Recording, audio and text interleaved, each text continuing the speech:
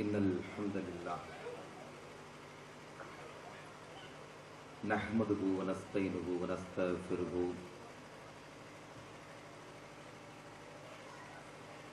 ونؤمن به ونتوكل عليه ونعوذ بالله من شرور أنفسنا ومن سيئات أعمالنا من يهده الله فلا مضل له ومن يضلل فلا هادي له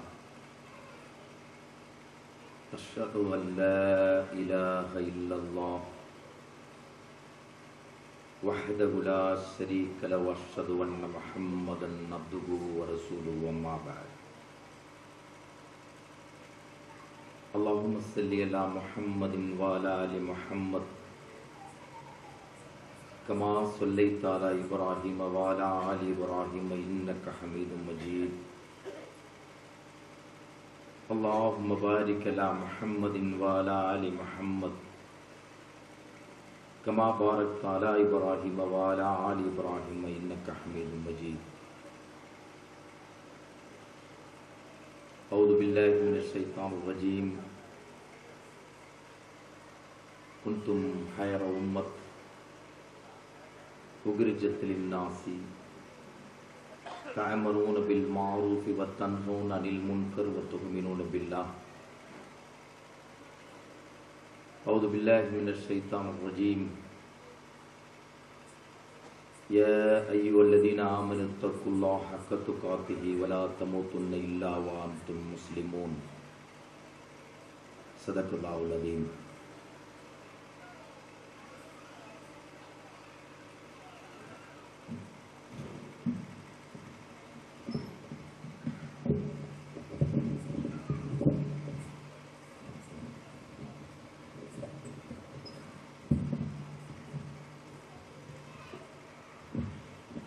சிறப்பு வாய்ந்த கன்னியாகுமரி மாவட்டம் கோட்டார் இளங்கடை கடைத்தெருவிலே இளைஞர்களின் சார்பிலே ஏற்பாடு செய்யப்பட்டு நடைபெற்றுக் கொண்டிருக்கின்ற தியாகத் திருநாள் சந்திப்பு என்ற இந்த பொதுக்கூட்டத்தின் தலைமை பொறுப்பேற்றிருக்கின்ற இமாம் கோட்டாறு பாவா காசிம் ஜுமா மஸ்ஜிதினுடைய பேஷ் இமாம் மௌலவி ஷேக் முஹியத்தீன் ஜலாலி அவர்களே, துவக்கத்திலே உரையாற்றி அமர்ந்திருக்கின்ற பெருவிழை ஜுமா மஸ்ஜிதினுடைய தலைமை இமாம் முஹம்மது ரியாஸ்தீன் அஸ்கரி அவர்களே, எனக்கு முன்னாலே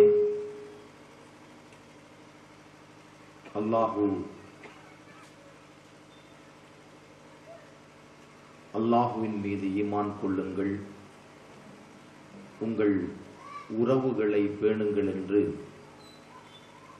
இரண்டாவதாக சொல்லப்பட்ட விஷயத்தை உங்கள் முன்னால்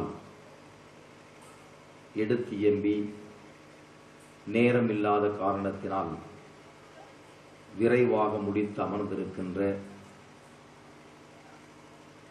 எங்கள் நெஞ்சத்திற்கு நெருக்கமான மௌலவி இஸ்லாமிய கலாச்சார கழகத்தின் கழக பள்ளியின் தலைமை இமாம் சௌகத் அலி உஸ்மானி அவர்களே, திரளாக கூடியிருக்கின்ற பெரியோர்களே, தாய்மார்களே, இல்லங்களிலே அமர்ந்து செவிமடுத்துக் கொண்டிருக்கின்ற சகோதர சகோதரிகளே, பல்வேறு அமைப்புகளிலே, பல்வேறு அரசியல் கட்சிகளிலே, பல்வேறு இயக்கங்களிலே பணியாற்றிக் கொண்டிருக்கின்ற என் நெஞ்சத்திற்கு நெருக்கமான அன்பு சகோதரர்களே, ஜமாத் பெரியவர்களே, ஆலிம் பெருமக்களே, உங்கள் அத்துணை பேர் மீதும் ஏக இறைவனின் சாந்தியும் சமாதானமும் நின்று நிலவட்டும் என்று பிரார்த்திக்கின்றேன். அஸ்ஸலாமு அலைக்கும் வரஹ்மத்துல்லாஹி வபரகாத்துஹு.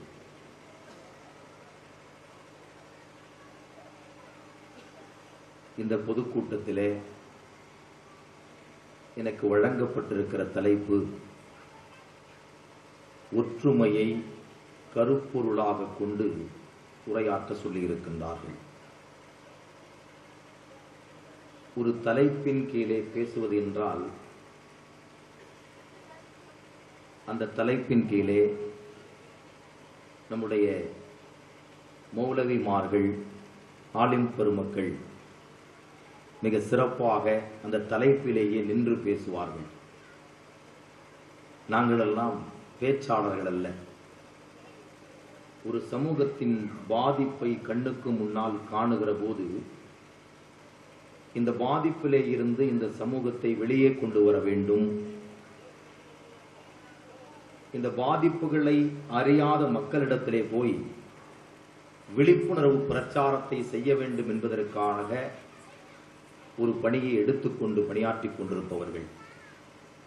எனவே எங்களால் எந்தளவு இயலுமோ அந்தளவு இந்த நாவுகள் அசையும் உங்கள் உள்ளத்திலே இருக்கச் செய்வது அல்லாஹு ரப்புல் ஆலமீன் தான். யாருடைய சத்தத்திற்கும் யாருடைய பேச்சுக்கும் பெரிய உயிரெல்லாம் கிடையாது. அல்லாஹு நாடாமல் அது யாருடைய உள்ளத்திலும் அமராது. மனித இதயங்களை புரட்டக்கூடியவன் அல்லாஹு ரப்புல் ஆலமீன். அவன் அனைவருக்கும் நேர்வழியை வழங்கட்டும். நம் அனைவரும் ஒற்றுமை எனும் கயிற்றை பற்றி பிடித்தவர்களாக இந்த பூமியிலே வாழ்ந்து மரணிக்கக்கூடிய பாக்கியத்தை தரட்டும் என்று கூறி எனது உரையை ஆரம்பம் செய்கின்றேன்.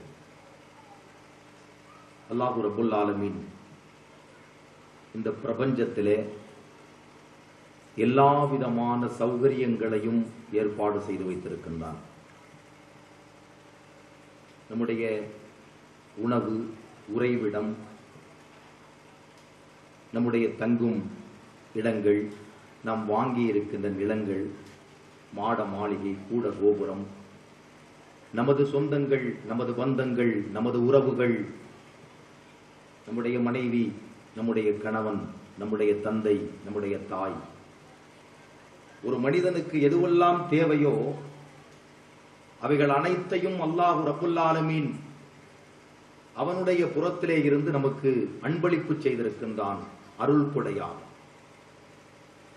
எல்லாவற்றையும் அல்லாஹு ரப்புல் ஆலமீன் தந்து இந்த பூமியை வாழுகின்ற வசிப்பிடமாக ஆக்கி வைத்த ரப்புல் ஆலமீன் வெப்பத்துக்கு சூரியனையும் குடிப்பதற்கு நீராக மழை வெள்ளத்தையும் அல்லாஹ் இறக்கி வைத்திருக்கின்றான். வானமண்டலத்திலே நீந்தித் திரிகின்ற விண்மீன் கூட்டங்கள், பார் முழுதும் பறந்து பறந்து பாடித் திரிகின்ற பறவை கூட்டங்கள், நம்மை எல்லாம் தொட்டு முத்தமிட்டு பெறுகின்ற இளமாலை தென்றல்கள், உறவுகள், எல்லாவற்றையும் அல்லாஹு ரப்புல் ஆலமீன் இந்த பூமியிலே தந்தான். மலை, கடல், வானம், பூமி, உண்ணுவதற்கு உணவு, உடுப்பதற்கு உடை, என்ன தரவில்லை? மனிதன் தன் சிந்தனை கேட்டுகிற தூரம் வரை பயணம் செய்வதற்கான வாகனத்தை அல்லாஹ் வழங்கி இருக்கின்றான். எல்லாவற்றையும் தந்தான். இன்றைக்கு விரல் நுனியிலே உலகத்தை வைத்துக் கொள்ளுகின்ற அளவு இந்த உலகத்தை சுருக்கி நம்முடைய கையிலே தந்திருக்கின்றான் அல்லாஹ் ரப்புல் ஆலமீன். இவைகள் அத்தனையும் 50 ஆண்டுகளுக்கு முன்னால் வாழ்ந்தவர்களுக்கு இவ்வளவு பெரிய சௌரியத்தை அல்லாஹ் வழங்கி இருக்கின்றானா என்று கேட்டால் இதில் பாதியை கூட அவர்கள் அனுபவிக்கவில்லை. நாம் வாழுகின்ற இந்த காலகட்டம் அல்லாஹ் ரப்புல் ஆலமீன் 1950 வரையிலே வழங்காத அத்துணை சௌரியங்களையும் இந்த 70 ஆண்டுகளில் அல்லாஹ் ரப்புல் ஆலமீன் நமக்கு வழங்கி இருக்கின்றான். எதற்காக இவைகள் எல்லாம்? இவைகளை கொண்டு நாம் என்ன செய்ய இருக்கின்றோம்? ஒரு காலத்தில் மனிதர்கள் உணவுக்கும் உடைக்கும் தான் உழைத்தார்கள். உழைப்பு என்பதே உணவுக்கும் உடைக்கும் தான். ஆனால் இன்றைக்கு ஒரு மனிதனுடைய உழைப்பு என்பது அவன் வாழ்வியல் தேவைகளிலே பங்கு பெறுகின்ற அத்துணை பொருளுக்காகவும் ஒரு மனிதன் உழைத்துக் கொண்டிருப்பதை நாம் பார்த்துக் கொண்டிருக்கின்றோம். தேவைகள் அதிகமாயிருக்கிறது. அந்த தேவைகளை பூர்த்தி செய்வதற்காக இந்த உலகத்தினுடைய நாலா பக்கங்களிலும் ஓடிக்கொண்டிருக்கிறோம். நாம் எதற்காக ஓடுகிறோம்? இந்த ஓட்டம் என்னை திரும்ப செய்யுமா? என்னுடைய இலக்கை நான் அடைவேனா? என்னுடைய இலக்கு இந்த உலகத்திலே என்ன என்பதே புரியாமல் ஓடிக்கொண்டிருக்கின்ற ஒரு நிலையை இந்த உலகத்திலே நாம் பார்த்துக் கொண்டிருக்கின்றோம். அயல் நாட்டிலே வாழக்கூடியவர்கள் 5 ஆண்டு காலம், 10 ஆண்டு காலம், 20 ஆண்டு காலம் தங்களை உருக்கி, தங்களை சுருக்கி, தங்களுடைய இன்பங்களை மறந்து பிள்ளைகளுக்காக, குடும்பங்களுக்காக அவர்கள் அங்கே வாழ்ந்து கொண்டிருக்கின்றார்கள். பணத்தோடு மட்டும்தான் கணவனுக்கு தொடர்பு, பணத்தோடு மட்டும்தான் தந்தைக்கு தொடர்பு, மனைவியோடு உறவில்லை, பிள்ளைகளோடு உறவில்லை, வரும் வந்தால் தான் உறவு. இந்த நிலையிலே ஒரு இலக்கில்லாத பயணமாக இந்த மனித சமுதாயம் சென்று கொண்டிருக்கிறது. இவைகளை யார் சரி செய்வது? கலாச்சார முறைகளிலே மாறுபட்டு போன முஸ்லிம்கள் வாழ்வியல் தேவைகளை பூர்த்தி செய்வதற்காக தங்களுடைய மார்க்கத்திலே காம்ப்ரமைஸ் செய்து கொள்ளுகின்ற முஸ்லிம்கள் இன்றைக்கு உலகத்திலே பார்க்க முடிகிறது. கண்டதே காட்சி, கொண்டதே கோலம் என்று எல்லா திசைகளிலும் முஸ்லிம்கள் இல்லாத ஒரு பகுதியும் இல்லை. எல்லா கேளிக்கைகளிலும் முஸ்லிம்கள் உண்டு, எல்லா அனாச்சாரங்களிலும் முஸ்லிம்கள் உண்டு, எல்லா அருவருக்கத்தக்க நிகழ்ச்சிகளிலும் முஸ்லிம்கள் உண்டு. ஆனால் இந்த முஸ்லிம்களுக்கு தேவை அல்லாஹ்விடத்திலே இருக்கிற சொர்க்கம்.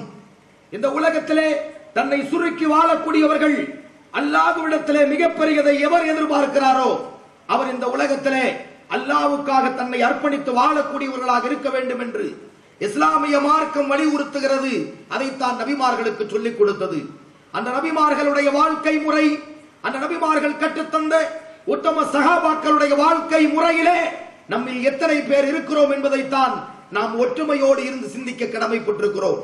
ஒற்றுமை எதிலே ஏற்பட வேண்டும்? 10 பேர் சேர்ந்தால் அதற்கு பேர் ஒற்றுமை அல்ல, அது இந்த உலகத்தின் ஒற்றுமை. ஒரு 2 கூட்டமைப்புகள் சேர்ந்தால் அது இந்த உலகத்தின் ஒற்றுமை.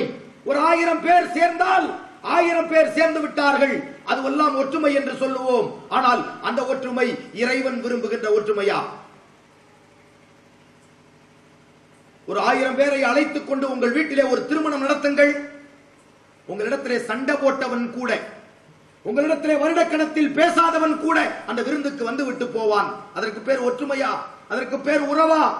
உங்கள் வீட்டினுடைய நல்ல காரியத்திற்கும் உங்கள் வீட்டினுடைய திருமணத்துக்கும் மரணத்துக்கும் வருபவன் உங்களுடைய உறவல்ல. உறவல்லாதவனும் வருவான், பந்தம் இல்லாதவனும் வருவான். உறவு என்றால் என்ன பொருள்? எந்த உறவை நபிகள் நாயகம் ஸல்லல்லாஹு அலைஹி வஸல்லம் அவர்கள் இந்த பூமியில் விதைத்தார்கள்? அல்லாஹ் ரப்பல் ஆலமீன் எந்த உறவை பலப்படுத்த சொல்லுகிறான்? யார் உறவு? உறவு என்பதற்கான டெபினிஷன் என்ன? சொந்த பந்தம், உறவு, இதற்கான விளக்கம் என்ன இந்த உலகத்திலே? அதை அறியாமல் வாழ்ந்து கொண்டிருக்கிற ஒரு முஸ்லிம் உலகம். இந்த உறவை அறிகிற போது, இந்த ஒற்றுமையை அறிகிற போது, அல்லாஹ் ஏற்படுத்த நினைத்த ஒற்றுமையை நீங்கள் அறிகிற போது, நபிகள் நாயகம் ஸல்லல்லாஹு அலைஹி வஸல்லம் அவர்கள் 23 ஆண்டு காலம் அந்த அரபு தீப கற்பத்திலே ஏற்படுத்திய அந்த சகோதரத்துவ ஒற்றுமையை நாம் விளங்குகிற போது இந்த உலகம் அதை பார்த்து ஆசைப்படும். இந்த உலகத்தின் எல்லா மதத்தை சார்ந்தவரும் இந்த இஸ்லாத்தினுடைய காலடியிலே விழுந்து எங்களுக்கு இந்த வாழ்க்கையை வாழ வேண்டும், இப்படி ஒரு உலகத்திலே நாங்கள் வாழ விரும்புகிறோம், அந்த உலகத்தை காட்டுங்கள் இஸ்லாமியர்களே, எங்கள் வாழ்க்கைக்கு நீங்கள் தான் தீர்வு சொல்ல வேண்டும் என்கிற நிலை எப்பொழுது ஏற்படும் தெரியுமா? அல்லாஹ் சொல்லக்கூடிய சகோதரத்துவம், அல்லாஹ் சொல்லக்கூடிய உறவு, நபிகள் நாயகம் ஸல்லல்லாஹு அலைஹி வஸல்லம் அவர்கள் ஏற்படுத்தி போய் விட்டிருக்கிற உறவு, அந்த உறவு, அந்த சகோதரத்துவம் இந்த உலகத்தில் ஏற்பட வேண்டும். நாயகம் ஸல்லல்லாஹு அலைஹி வஸல்லம் அவர்கள் 23 ஆண்டு கால தன்னுடைய நுபுவத்தினுடைய வாழ்க்கையிலே என்ன சொன்னார்கள்? முஸ்லிம்களுக்காக மட்டும் பேசினார்களா? உலக மனிதர்களுக்காக பேசியவர் நபிகள் நாயகம் ஸல்லல்லாஹு அலைஹி வஸல்லம் அவர்கள். இன்றைக்கும் உலகத்தின் எட்டாத பகுதியிலும் நபிகள் நாயகம் ஸல்லல்லாஹு அலைஹி வஸல்லம் அவர்களை அறியாதவர்கள் பிறக்கின்ற குழந்தை முதல் அறியக்கூடிய நிலையை அல்லாஹ் ரப்பல் ஆலமீன் இந்த பூமியிலே ஏற்பாடு செய்து வைத்திருக்கிறார் என்று சொன்னால் அந்த வாழ்க்கை எப்படிப்பட்ட வாழ்க்கை? அது ஏற்படுத்திய ஒற்றுமையை இந்த உலகத்தில் நிச்சயமாக நாம் ஏற்படுத்தியாக வேண்டும்.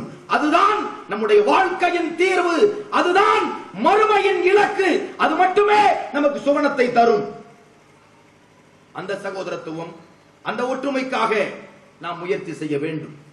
கூடி புரிவது, விருந்துகளில் ஒன்று சேருவது, அல்லது நம்ம வீட்டினுடைய சுபகாரியங்களில் அல்லது துக்க காரியங்களில் ஒன்று சேர்ந்து விட்டு நம்மை ஆறுதல் படுத்தி போவது மட்டும் உறவல்ல. இகாமத்துத்தீன் அல்லாஹ்வுடைய மார்க்கத்திற்கான உறவு, அல்லாஹ்வுடைய ஆட்சிக்கான உறவு இந்த மண்ணில் ஏற்பட வேண்டும். அதுதான் உண்மையான உம்மத். அது மட்டுமே உண்மையான உம்மத். அப்படித்தான் வாழ்ந்தார்கள் நபிகள் நாயகம் ஸல்லல்லாஹு அலைஹி வஸல்லம் அவர்கள். வாழ்க்கையின் நெடுநீளத்தை நாயகம் ஸல்லல்லாஹு அலைஹி வஸல்லம் வாழ்க்கையிலே நீங்கள் பாருங்கள். அதற்காகத்தான் வாழ்ந்திருக்கிறார்கள். ஒரு சுதந்திரம், ஒரு விடுதலை, அனைத்து மக்களுக்குமான விடுதலை. இந்த மண்ணில் அடிமை இல்லை, இந்த மண்ணில் சகோதரத்துக்கு அப்பாற்பட்டு வேறு எதுவும் இல்லை, இந்த மண்ணில் திருட்டு இல்லை, இந்த மண்ணில் ஊழல் இல்லை, இந்த மண்ணில் லஞ்சம் இல்லை, இந்த மண்ணில் கலப்படம் இல்லை, இந்த மண்ணில் எடையிலே ஏமாற்றுவது இல்லை, இந்த மண்ணில் பொய் இல்லை, இந்த மண்ணில் தாக்குதல் இல்லை, இந்த மண்ணில் தாக்குதல் இல்லை, இந்த மண்ணில் கொலை இல்லை, இந்த மண்ணில் கொலை இல்லை, கொள்ளை இல்லை. இப்படி வாழ்ந்தார் நபிகள் நாயகம் ஸல்லல்லாஹு அலைஹி வஸல்லம் அவர்கள். அதனால்தான் அந்த ஆட்சியை இந்த உலகம், இந்த உலகத்தின் தலை சிறந்த தலைவர்கள் விரும்பினார்கள். நபிகள் நாயகம் உருவாக்கிய அந்த ஆட்சி இந்த உலகத்திலே வந்தாலே ஒழிய மனித குலத்திற்கு விடுதலை இல்லை. நாம் அனைவரும் அடிமைகள். நான் அல்லாஹ்வின் அடிமை என்று சொல்லவில்லை. நாம் அல்லாஹ் அல்லாதவர்களுடைய அடிமையாக இந்த பூமியிலே வாழ்ந்து கொண்டிருக்கிறோம். பரிசோதித்து பாருங்கள். நம்முடைய சட்டத்தை தீர்மானிப்பது யார்? திருமறை குர்ஆனா? நம்முடைய சட்டத்தை இஸ்லாம் தீர்மானிக்குதா? நம்முடைய சட்டத்தை அல்லாஹ் தீர்மானித்திருக்கிறானா? நாம் பின்பற்றி இருக்கிற சட்டத்தை நபிகள் நாயகம் ஸல்லல்லாஹு அலைஹி வஸல்லம் அவர்கள் தீர்மானித்தார்களா? இந்த பிரபஞ்சத்தை, இந்த வானத்தை, இந்த பூமியை படைத்தவன், சர்வத்தையும் படைத்தவன், மனித குலத்தை படைத்தவன், அவன் தீர்மானித்த சட்டத்திலேயே நாம் வாழ்ந்து கொண்டிருக்கிறோம். சொல்லுங்கள். ஆனால் நபிகள் நாயகம் ஸல்லல்லாஹு அலைஹி வஸல்லம் அவர்கள் அல்லாஹ் தீர்மானித்த சட்டத்தின்படி வாழ்ந்தார்கள். அந்த சஹாபாக்களை அப்படி ஒரு சட்டத்தின்படி வாழுவதற்கு வழிவகை செய்து கொடுத்து போய்விட்டார்கள். அந்த சட்டத்தின்படி இந்த உலகம் வாழ வேண்டும். உலகத்தில் வாழுகின்ற 750 கோடி மக்களும் ஒரு தாய் பிள்ளைகள். வேற்றுமை இல்லை, நிறவேற்றுமை இல்லை, கருப்பன் வெள்ளையன் என்கிற வித்தியாசம் இல்லை. உலகத்தில் இஸ்லாம் ஓங்கி சொல்லக்கூடிய விஷயம் இது. இது முஸ்லிம்களுக்கான செய்தி அல்ல. இந்த ஒற்றுமை, இந்த மனித குலத்தின் ஒற்றுமை என்பது அனைத்து மனிதர்களுக்குமான செய்தி. இது வெறும் முஸ்லிம்களுக்கான செய்தி அல்ல, முஸ்லிம்களுக்கு மட்டுமான ஒரு புத்தகம் அல்ல திருமறை குர்ஆன். உலக மனிதர்களுக்குள்ளது, உலக மனிதர்களுக்கான ஒரு அத்தாட்சி, ஒரு நேர்வழி. அதான் திருமறை குர்ஆன். இன்னைக்கு யார் படித்துக் கொண்டிருக்கின்றார்கள்? படித்தால் முஸ்லிம்கள் படிப்பார்கள். முஸ்லிம்களுக்கா குர்ஆன்? இஸ்லாம் என்பது யாருக்கு? உலக மனிதர்களை நேர்வழிப்படுத்துவதற்காக. உலக மனிதர்கள் நேர்வழி இல்லை என்று சொன்னால் யார் இந்த நேர்வழியை ஏற்றுக்கொண்டிருக்கிறார்களோ அவர்கள் உலகத்தின் மனிதர்களை நேர்வழிப்படுத்தட்டும். அதைத்தான் அல்லாஹ் தன்னுடைய திருமறையிலே சொல்லி காட்டுகிறான். குன்தும் ஹைர உம்மத், படைக்கப்பட்ட சமுதாயத்திலேயே நீங்கள் தான் ஹைர உம்மத், மிகச் சிறந்த சமுதாயம். அல்லாஹ் ரப்பல் ஆலமீன் சொல்லுகிறார். மிகச்சிறந்த சமுதாயம் என்று இந்த மானுடத்திலே முஸ்லிம்களை பார்த்து அல்லாஹ் சொல்லுகிறான். சொல்லுங்கள், உலகத்தின் எக்கு கோட்டையிலே நின்று சொல்லுங்கள், உலகத்தின் வெள்ளை மாளிகையிலே நின்று சொல்லுங்கள், இந்த தமிழகத்தினுடைய தலைநகரத்தில் நின்று சொல்லுங்கள். இந்த உலகத்தில் மனிதர்களை சீரமைப்பதற்காக படைக்கப்பட்டவர்கள் யார் தெரியுமா? நாங்கள் தான் முஸ்லிம்கள் என்று சொல்லுங்கள். முடியுமா? அப்படித்தான் சொல்ல வேண்டும். அதுதான் சத்தியம், அதுதான் வெற்றி பெறப் போகிறது. நான் குருட்டு நம்பிக்கையிலே பேசவில்லை, நான் ஈமான் கொண்டு பேசுகிறேன், ஈமானிய உறுதியோடு பேசுகிறேன். என் ரப்புல் ஆலமீனுடைய சட்டம் இந்த உலகத்தை ஆளாமல் இந்த உலகத்திற்கு அறிவில்லை. இந்த உலகம் ஆற்றல் பெறும். மனிதர்கள் சரியான சட்டம் இன்றி இன்றைக்கு தவித்துக் கொண்டிருக்கின்றார்கள். எத்தனையோ ஆட்சி முறைகள் உலகம் முழுவதும் யார் யாரெல்லாமோ ஆட்சி செய்கிறார்கள். நேர்மையாளர்கள் உண்டா? எந்த ஆட்சி முறையிலேயாவது லஞ்சமற்ற ஆட்சி முறை உண்டா? சொல்லுங்கள். இந்த உலகத்தின் எந்த ஒரு ஆட்சியாளனாவது எங்கள் நாட்டில் லஞ்சம் இல்லை என்று சொல்லட்டும். ஆனால் அதை நபிகள் நாயகம் ஸல்லல்லாஹு அலைஹி வஸல்லம் அவர்கள் தன் வாழ்க்கையிலே காட்டிவிட்டு போனார்கள். லஞ்சம் இல்லாத ஒரு நாடு, ஊழல் இல்லாத ஒரு நாடு, வறுமையின் நிறம் தெரியாத ஒரு நாடு இருந்தால் எல்லாரும் சாப்பிடுவாங்க. இருக்கா? இங்க டாடா இருந்தா நம்ம சாப்பிட முடியுமா? பிர்லா இருந்தா நம்ம சாப்பிட முடியுமா? நம்ம வீட்டு ஆட்சியாளர்கள், இந்த நாட்டினுடைய ஆட்சியாளர்களுடைய வீடு, அந்த வீட்டிலே எல்லா தானியங்களும் இருக்கும், அவர்களுடைய அடுப்பு எரிந்து கொண்டிருக்கும். ஆனால் இந்த தேசத்தின் ஒரு ஏழை குடிமகனுடைய அடுப்பு, லட்சக்கணக்கான ஏழை குடிமகனுடைய அடுப்பு எரிந்திருக்காது. இப்படி ஒரு ஆட்சி முறை தான் இந்த உலகத்தில் இருக்கிறது, நம்முடைய நாட்டிலே இருக்கிறது. ஆனால் நபிகள் நாயகம் ஸல்லல்லாஹு அலைஹி வஸல்லம் அவர்கள் அப்படி சொல்லவில்லை. அவர் வீடு எரிந்திருந்தால் பக்கத்திலே உள்ளவர்களுக்கு உணவு இருக்கும். அந்த மாதிரியான ஒரு முறையை வகுத்திருந்தார்கள். இன்றைக்கு உண்டா? அரசு கஜானாக்கள் யாருக்காக காலி செய்யப்படுகின்றன? யாருக்காக கொள்ளையடிக்கப்படுகின்றன? போடுகிற திட்டங்கள் அனைத்துமே யாருக்கானது? மனித குலத்தின் நன்மைக்கானதா? இல்லை, தனி மனிதர்களுக்காக அவைகள் சித்தரிக்கப்படுகின்றன. அடிமைகளாய் வாழ்ந்து கொண்டிருக்கிறோம். சட்டத்தில் அடிமைகள், பின்பற்றுவதில் அடிமைகள், காம்ப்ரமைசன் அடிமைகளாக இன்றைக்கு முஸ்லிம்கள் மாறி போயிருக்கின்றார்கள். அல்லாஹ் ரப்பல் ஆலமீன் சொல்லுகின்றான், ஆதம் நபியை படைத்து அவ்வாவையும் படைத்து அவர்கள் இருவரையும் ஒரு இடத்திலே வைத்தான் அல்லாஹ். நீங்கள் இந்த சுவனச்சோலைகளே குடியிருங்கள் சொல்லிவிட்டு அல்லாஹ் சொன்னான், நீங்கள் உண்ணுங்கள், பருகுங்கள். ஆனால் அல்லாஹ் ஒரு வரம்பை நிர்ணயிக்கிறான், இந்த மரத்தை நெருங்காதீர்கள் என்று சொன்னான். ஆனால் அவர்கள் இருவரும் அறியாமையின் காரணமாக, சைத்தானுடைய ஊடுருவலின் காரணமாக அந்த மரத்தை நெருங்கினார்கள். நான் கேட்கிறேன், சொர்க்கத்திலே கூட அல்லாஹ் ஒரு வரம்பு நிர்ணயித்தான், ஒரு சட்டத்தை நிர்ணயித்து கொடுத்திருக்கின்றான். யாரும் அல்லாஹ்வுடைய சட்டத்தை மீறி செயல்பட முடியாது. சொர்க்கத்திலே கூட அல்லாஹ் ஒரு கட்டளையை, ஒரு சட்டத்தை அவர்களுக்கு கொடுத்தான், முதல் மனிதனுக்கு கொடுத்தான். அதை மீறி அவர்கள் தவறு செய்த போது, இனி உங்களுக்கு இங்கே இடம் இல்லை, இறங்கி விடுங்கள், நான் உங்களை மன்னித்து விட்டேன். ஆதம் நபி ஃபதலக்கா ஆதமு மிர் ரப்பிஹி கலிமாத்தின் ஃபதப அலைஹி இன்னஹு ஹுவத் தவ்வாபுர் ரஹீம். ஆதம் நபி அல்லாஹ்விடத்திலே பாவ மன்னிப்பு கேட்டார்கள். இன்னைக்கு எல்லாம் யார் பாவ மன்னிப்பு கேட்கிறா? தவறு செய்யக்கூடிய மனிதர்கள். அவர்களில் சிறந்தவர்கள் யார் தெரியுமா? தவறு செய்பவர்களில் சிறந்தவர்கள். அந்த தவறை இனிமேல் செய்ய மாட்டோம் என்று மனதிலே நினைத்து அல்லாஹ்விடத்திலே இறங்குபவர்கள் தான் தவறு செய்பவர்களில் சிறந்தவர்கள். நம்முடைய உண்டா? நம்ம இதையெல்லாம் அல்லாஹ் மன்னிக்க போறானா என்று நாம் நினைப்போம். ஆனால் அல்லாஹ் சொன்ன கட்டளையை மீறிய ஆதம் நபி அவர்கள் அல்லாஹ்விடத்திலே துஆ செய்தார்கள், யா அல்லாஹ் என்னை மன்னித்து விடு. அல்லாஹ்விடத்திலே நல்ல வார்த்தைகளை கற்றுக்கொண்டு அவர்கள் மன்னிப்பு கேட்டார்கள். அல்லாஹ் மன்னித்தான், ஆதமை மன்னித்தான். ஆனால் கீழே இறங்குங்கள் என்று சொல்லிவிட்டார். இங்கே நீங்கள் கவனிக்க வேண்டும், இதுதான் மனித குலத்திற்கான செய்தியை இங்கேதான் அல்லாஹ் ரப்பல் ஆலமீன் சொல்லுகிறான். நம்மிடத்திலே சொல்லவில்லை, அது பிறகு எங்கே சொல்லுகிறான்? ஆதம் நபி இடத்திலே சொல்லுகின்றான். இந்த உலக மனிதர்கள், இதுவரைக்கும் வந்து இறந்து போனவர்கள், இன்னும் வரப்போகிறவர்கள், உலகம் உள்ள காலம் வரை, உலகம் அழிகின்ற காலம் வரை பிறக்கின்ற ஒவ்வொரு குழந்தையும் சுமந்து நிற்கின்ற, முதுகிலே சுமந்து நிற்கின்ற ஆதம் நபியை பார்த்து அல்லாஹ் ரப்பல் ஆலமீன் இந்த மெசேஜை சொல்லுகிறான். குல் நஅபிது மின்ஹா ஜமீஅன் ஃபஇம்மா யல்தியன்னக்கும் மின்னி ஹுதன் ஃபமன் தபிய ஹுதாய ஃபலா ஹவுஃபுன் அலைஹிம் வலாஹும் யஹ்சனூன் வல்லதீன கஃபரு வகذبوا பிஆயாத்தினா உலைக அஸ்ஹாபுன் நாரிஹும் ஃபீஹா காலிதூன். ஆதம் நபி இடத்திலே அல்லாஹ் சொல்லுகிறான், என்னிடத்திலே உங்களுக்கு ஒரு உபதேசம் வரும், கீழே இறங்குங்கள். என்னிடத்திலே உங்களுக்கு ஒரு உபதேசம் வரும், என்னிடத்திலே இருந்து உங்களுக்கு ஒரு செய்தி வரும், என்னிடத்திலே இருந்து உங்களுக்கு நேர்வழி வரும், என்னிடத்திலே இருந்து உங்களுக்கு ஒரு புத்தகம் வரும், என்ன வேண்டுமானால் எடுத்துக்கொள்ளலாம். அப்படி சொல்லுகிறான் அல்லாஹ். நீங்கள் சில காலம், ஒரு குறைந்த காலம் இந்த பூமியிலே நீங்கள் வாழுவீர்கள். அந்த வாழும் காலத்திலே என்னிடத்திலே இருந்து உங்களுக்கு ஒரு நேர்வழி வரும். அந்த நேர்வழியை யார் பின்பற்றி வாழ்கிறார்களோ அவர்களுக்கு ரெண்டு விஷயம் இல்லை. என்ன ரெண்டு விஷயம்? பயம் இல்லை, துக்கம் இல்லை.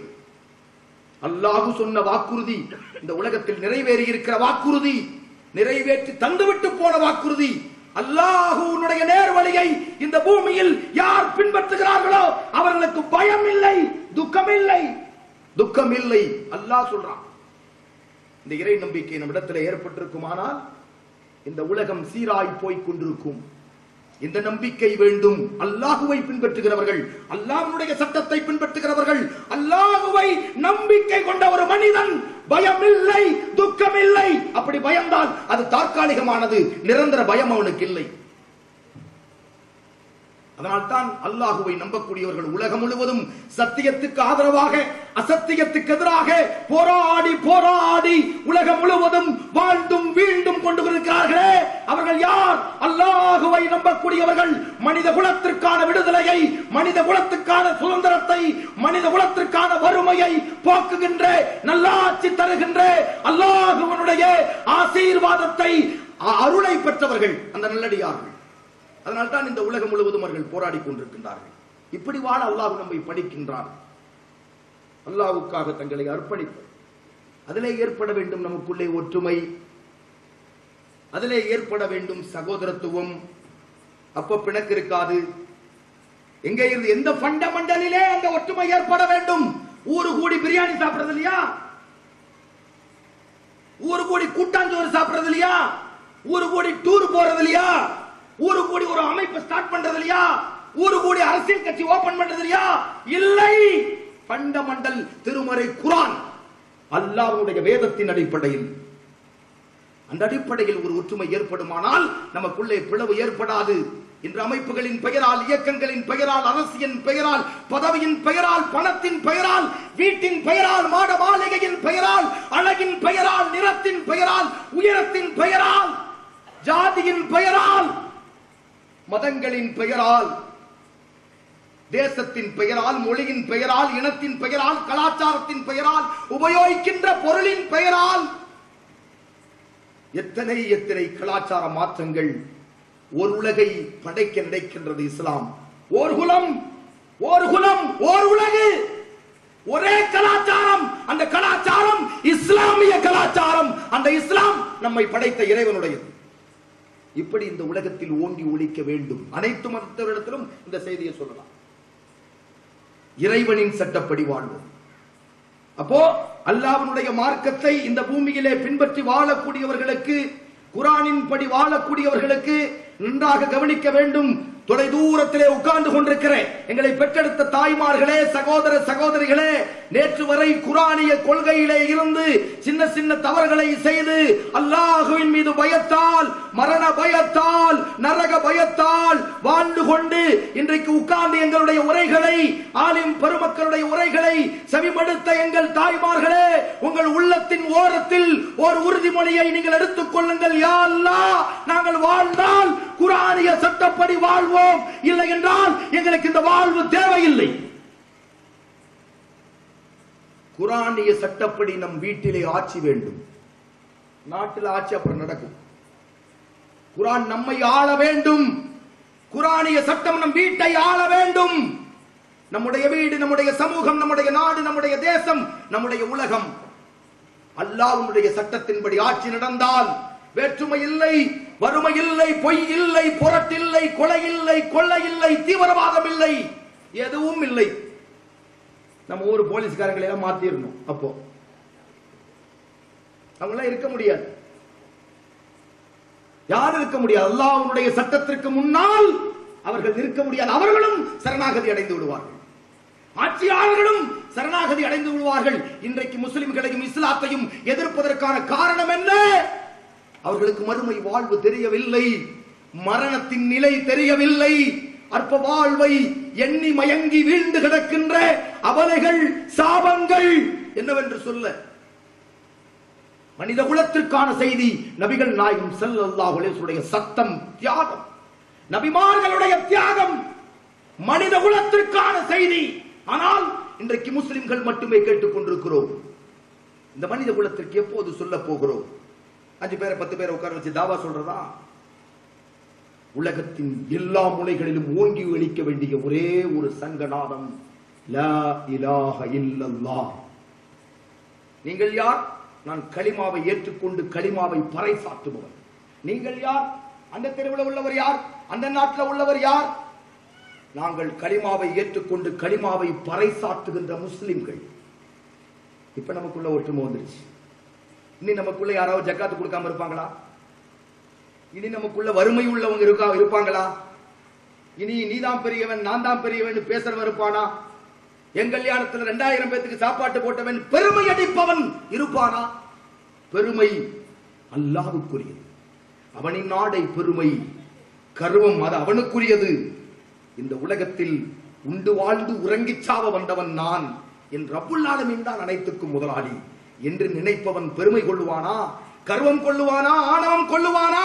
தன்னுடைய பணத்தை இந்த பூமியில இருந்து எடுத்துக்கிற மண்ணுக்கும் கல்லுக்கும் விலை கொடுத்து மாடமாளிகளை உருவாக்கி, பார் நான் எவ்வளவு பெரிய கோடீஸ்வரன், பார் என் பெருமையை உலகம் பேசட்டும் என்று நினைப்பானா? ஃபிரௌனை போல. உங்க ஊர்ல இல்ல, எங்க ஊர் சைடெல்லாம் இருக்காங்க நிறைய ஃபிரௌன்மார்கள். எல்லாம் 10, 40, 50 ரூம் எல்லாம் வச்சிருக்கான். ஒரு கோழி கூட அங்க படுப்பதற்கு இல்ல. பூட்டி வச்சு 10 வருஷம் ஆயிருக்கு. மலக்குமார்கள் தான் உள்ள போவாங்களா? இப்படி வாழக்கூடியவர்கள் தங்களுடைய பணத்தால், தங்களுடைய பொருளால், தங்களுடைய வசதி வாய்ப்பால், தங்களுடைய நிறத்தால் ஆணவத்தில் அழிந்து போகின்ற ஒரு சமூகம் இந்த திருமறை குர்ஆனை பின்பற்றிய சமூகமா? சொல்லுங்கள். நபிகள் நாயகம் ஸல்லல்லாஹு அலைஹி வஸல்லம் அவர்கள் இந்த மார்க்கத்தை பின்பற்ற தொடங்கிய போது எங்கள் வீட்டில் 2 நாள் அடுப்பறிந்ததில்லை. யாருடைய கூற்று? நபிகள் நாயகம் ஸல்லல்லாஹு அலைஹி வஸல்லம் மனைவி, நம்முடைய உம்மா, நம்முடைய தாய் ஆயிஷா ரலியல்லாஹு அன்ஹா அவர்களுடைய ரிப்போர்ட். ஒரு சேர 2 நாள் எங்கள் வீட்டில் அடுப்பறிந்த வரலாறு இல்லை. ஆயிஷாவே, உண்ணுவதற்கு என்ன இருக்கிறது என்று கேட்கப்பட்ட போது ஆயிஷா ரலியல்லாஹு அன்ஹா சொன்னாங்க, ஆட்டுப்பால் இருக்கிறது, அதைத்தான் உணவு. தண்ணீர், சிறிது தண்ணீர் இருக்கிறது, அதான் உணவு. சிறிது பேரித்தம்பழம் இருக்கிறது, அதான் உணவு. இன்றைக்கு இதெல்லாம் நம்ம என்னது, தொண்டக்குழி வரைக்கும் சாப்பிட்டு அதுக்கு மேல சாப்பிடுற பொருள் இதெல்லாம். தொண்டக்குழி வரைக்கும் சாப்பிட்டுட்டு ஏப்பமான ஏப்பம் வரும். சவுதி அரேபியாவில் ஏப்பம் விட்டா அடிச்சிருவான் மூஞ்சியில. சவுதி அரேபியாவில் நீங்க போய் இந்த அரபு மக்களுக்கு முன்னாடி ஏப்பம் விட்டீங்கன்னா அடிச்சிருவான் மூஞ்சியில. கையாவது ஓங்கிடுவான், எதிர்ப்பு தெரிவிப்பான். என்னது இதுன்னு கேட்பான். நம்ம ஏப்பம் அவனுக்கு புரியாது. அங்க ஏப்போடுறவங்களை நான் பார்த்ததே இல்லை. ஒருவேளை அடக்கி வாசிப்பாங்கன்னு நினைக்கிறேன். இங்கதான் மைக் செட் வச்சு வாசிக்கிறான். அது டிசைனா வாசிப்பான். நீங்க கொஞ்சம் அடக்கி பாருங்க, சாத்தியமே. நீங்கள் அடக்கி பாருங்கள், அல்லது ரொம்ப முடியல மெல்லமா பண்ணி பாருங்க, உங்களை ஏப்ப விடுறவனே சொல்ல மாட்டாங்க. இப்ப டிசைனா விட ஆரம்பிச்சுட்டான். சிறுக். என் அன்புக்குரிய சகோதரர்களே, நாயகம் ஸல்லல்லாஹு அலைஹி வஸல்லம் அவர்கள் 2 நாள் சாப்பிடாமல் 3வது நாள் கிடைக்கக்கூடிய பொருள் தான் தொண்டக்குழி வரைக்கும் நம்ம சாப்பிட்டுட்டு மேல சாப்பிடுற பொருள்கள். எது? பேரித்தம்பழம். இரவுல 1 கிளாஸ் பால், தொண்டக்குழி வரைக்கும் சாப்பிட்டுட்டு 1 கிளாஸ் பால். பால் யாருக்குரியது? பால் அப்படியே கொழுப்பு, அப்படியே அது ஊட்டச்சத்தா மாறிடும். ஏற்கனவே போட்டிருக்கானே கறி, மீன் எல்லாத்தையும் உள்ள விட்டுருக்கானே, அது தொண்டக்குழி வரைக்கும் நிற்கும். அதுக்கு மேல கொலஸ்ட்ரால், அப்படியே டைரக்ட் கொலஸ்ட்ரால் பால். பின்ன ஹார்ட் அட்டாக் பாக்குறமா இல்லையா? ஆனால் இது எதுவுமே இல்லாமல் ஒரு பேரித்தம்பழத்தை 2ஆக பித்து சாப்பிட்ட நபிகள் நாயகம் ஸல்லல்லாஹு அவருடைய வரலாறு எத்தனை பேருக்கு போய் சேர்ந்திருக்கிறது? அதனால நீங்களும் பேரித்தம்பழம் சாப்பிடுங்கன்னு நான் சொல்லல. அவங்களுக்கு இல்ல, அவங்க சாப்பிடல. உங்களுக்கு இருக்கு, நீங்க சாப்பிடுங்க. நான் சாப்பிட வேண்டாம் என்று சொல்லவில்லை. அப்படி வாழ்ந்து அவர்கள் செதுக்கிய அந்த சிற்பங்கள் என்ன சிற்பங்கள்? இஸ்லாமிய சிற்பங்கள். இஸ்லாத்தில் அற்புதமான சிற்பத்தை அவர்கள் செதுக்கினார்கள். அந்த சிற்பங்கள் தான் உத்தம சஹாபாக்கள்.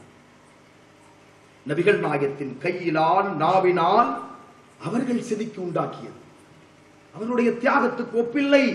அவர்கள் உருவாக்கிய சகோதரத்துவத்தை இந்த உலகத்தில் யாராலும் இன்னும் உருவாக்க முடியவில்லை. அப்படிப்பட்ட சகோதரத்துவம். பிலால் ரலியல்லாஹு அன்ஹு இந்த உலகம் தெரிந்த ஒரு அபிசீனிய அடிமை. அவர் அடிமையாயிருக்கிற நேரத்தில் தன்னுடைய கையிலே உள்ள தங்க காசை எடுத்து கொடுத்து, என்னுடைய சகோதரன் இன்று முதல் விடுதலை பெற்று விட்டார், சுதந்திரம் அடைந்து விட்டார் என்று சொன்ன சகோதரத்துவம். எந்த பிரதிபலனையும் எதிர்பார்க்கல. இந்த பிலால் இடத்துல இருந்து எந்த பிரதிபலனையும் எதிர்பார்க்கல. நபிகள் நாயகம் ஸல்லல்லாஹு அலைஹி வஸல்லம் இடத்துல இருந்து எந்த பிரதிபலனையும் எதிர்பார்க்கல. அவர் பிரதிபலனை அபூபக்கர் எதிர்பார்த்தது யாரிடத்துல தெரியுமா? அல்லாஹு ரப்புல் ஆலமீன் இடத்துல எதிர்பார்த்தார். அல்லாஹ்வுக்காக ஒரு சகோதரத்துவம், அல்லாஹ்வுக்காக ஒரு ஒற்றுமை. பிரிந்தால் அல்லாஹ்வுக்காக பிரிந்து விடுவார்கள். பிரிந்தாலும் அல்லாஹ்வுக்காக, வாழ்ந்தாலும் அல்லாஹ்வுக்காக, கொடுத்தாலும் அல்லாஹ்வுக்காக, இருந்தாலும் அல்லாஹ்வுக்காக, மரணப்பட்டாலும் அல்லாஹ்வுக்காக என்ற ஒரு கூட்டம் இந்த பூமியிலே வாழ்ந்து விட்டு சென்றிருக்கிறது. அந்த ஒற்றுமை நோக்கியான பயணத்திற்கு என் சகோதரர்களை, என் தம்பிமார்களை, என் அண்ணன்மார்களை, என் சகோதரிகளை, என் தாய்மார்களை நான் அழைக்கிறேன். அல்லாஹ்வின் பாதையில் அல்லாஹ்வுக்காக நேசிக்கின்ற, அல்லாஹ்வுக்காக கொடுக்கின்ற, அல்லாஹ்வுக்காக வாழுகின்ற, அல்லாஹ்வுக்காக தன்னை அர்ப்பணிக்க கூடிய ஒரு தியாகத்தை இந்த தியாக பெருநாள் தினத்தினுடைய பொதுக்கூட்டத்திலே நான் அழைக்கின்றேன்.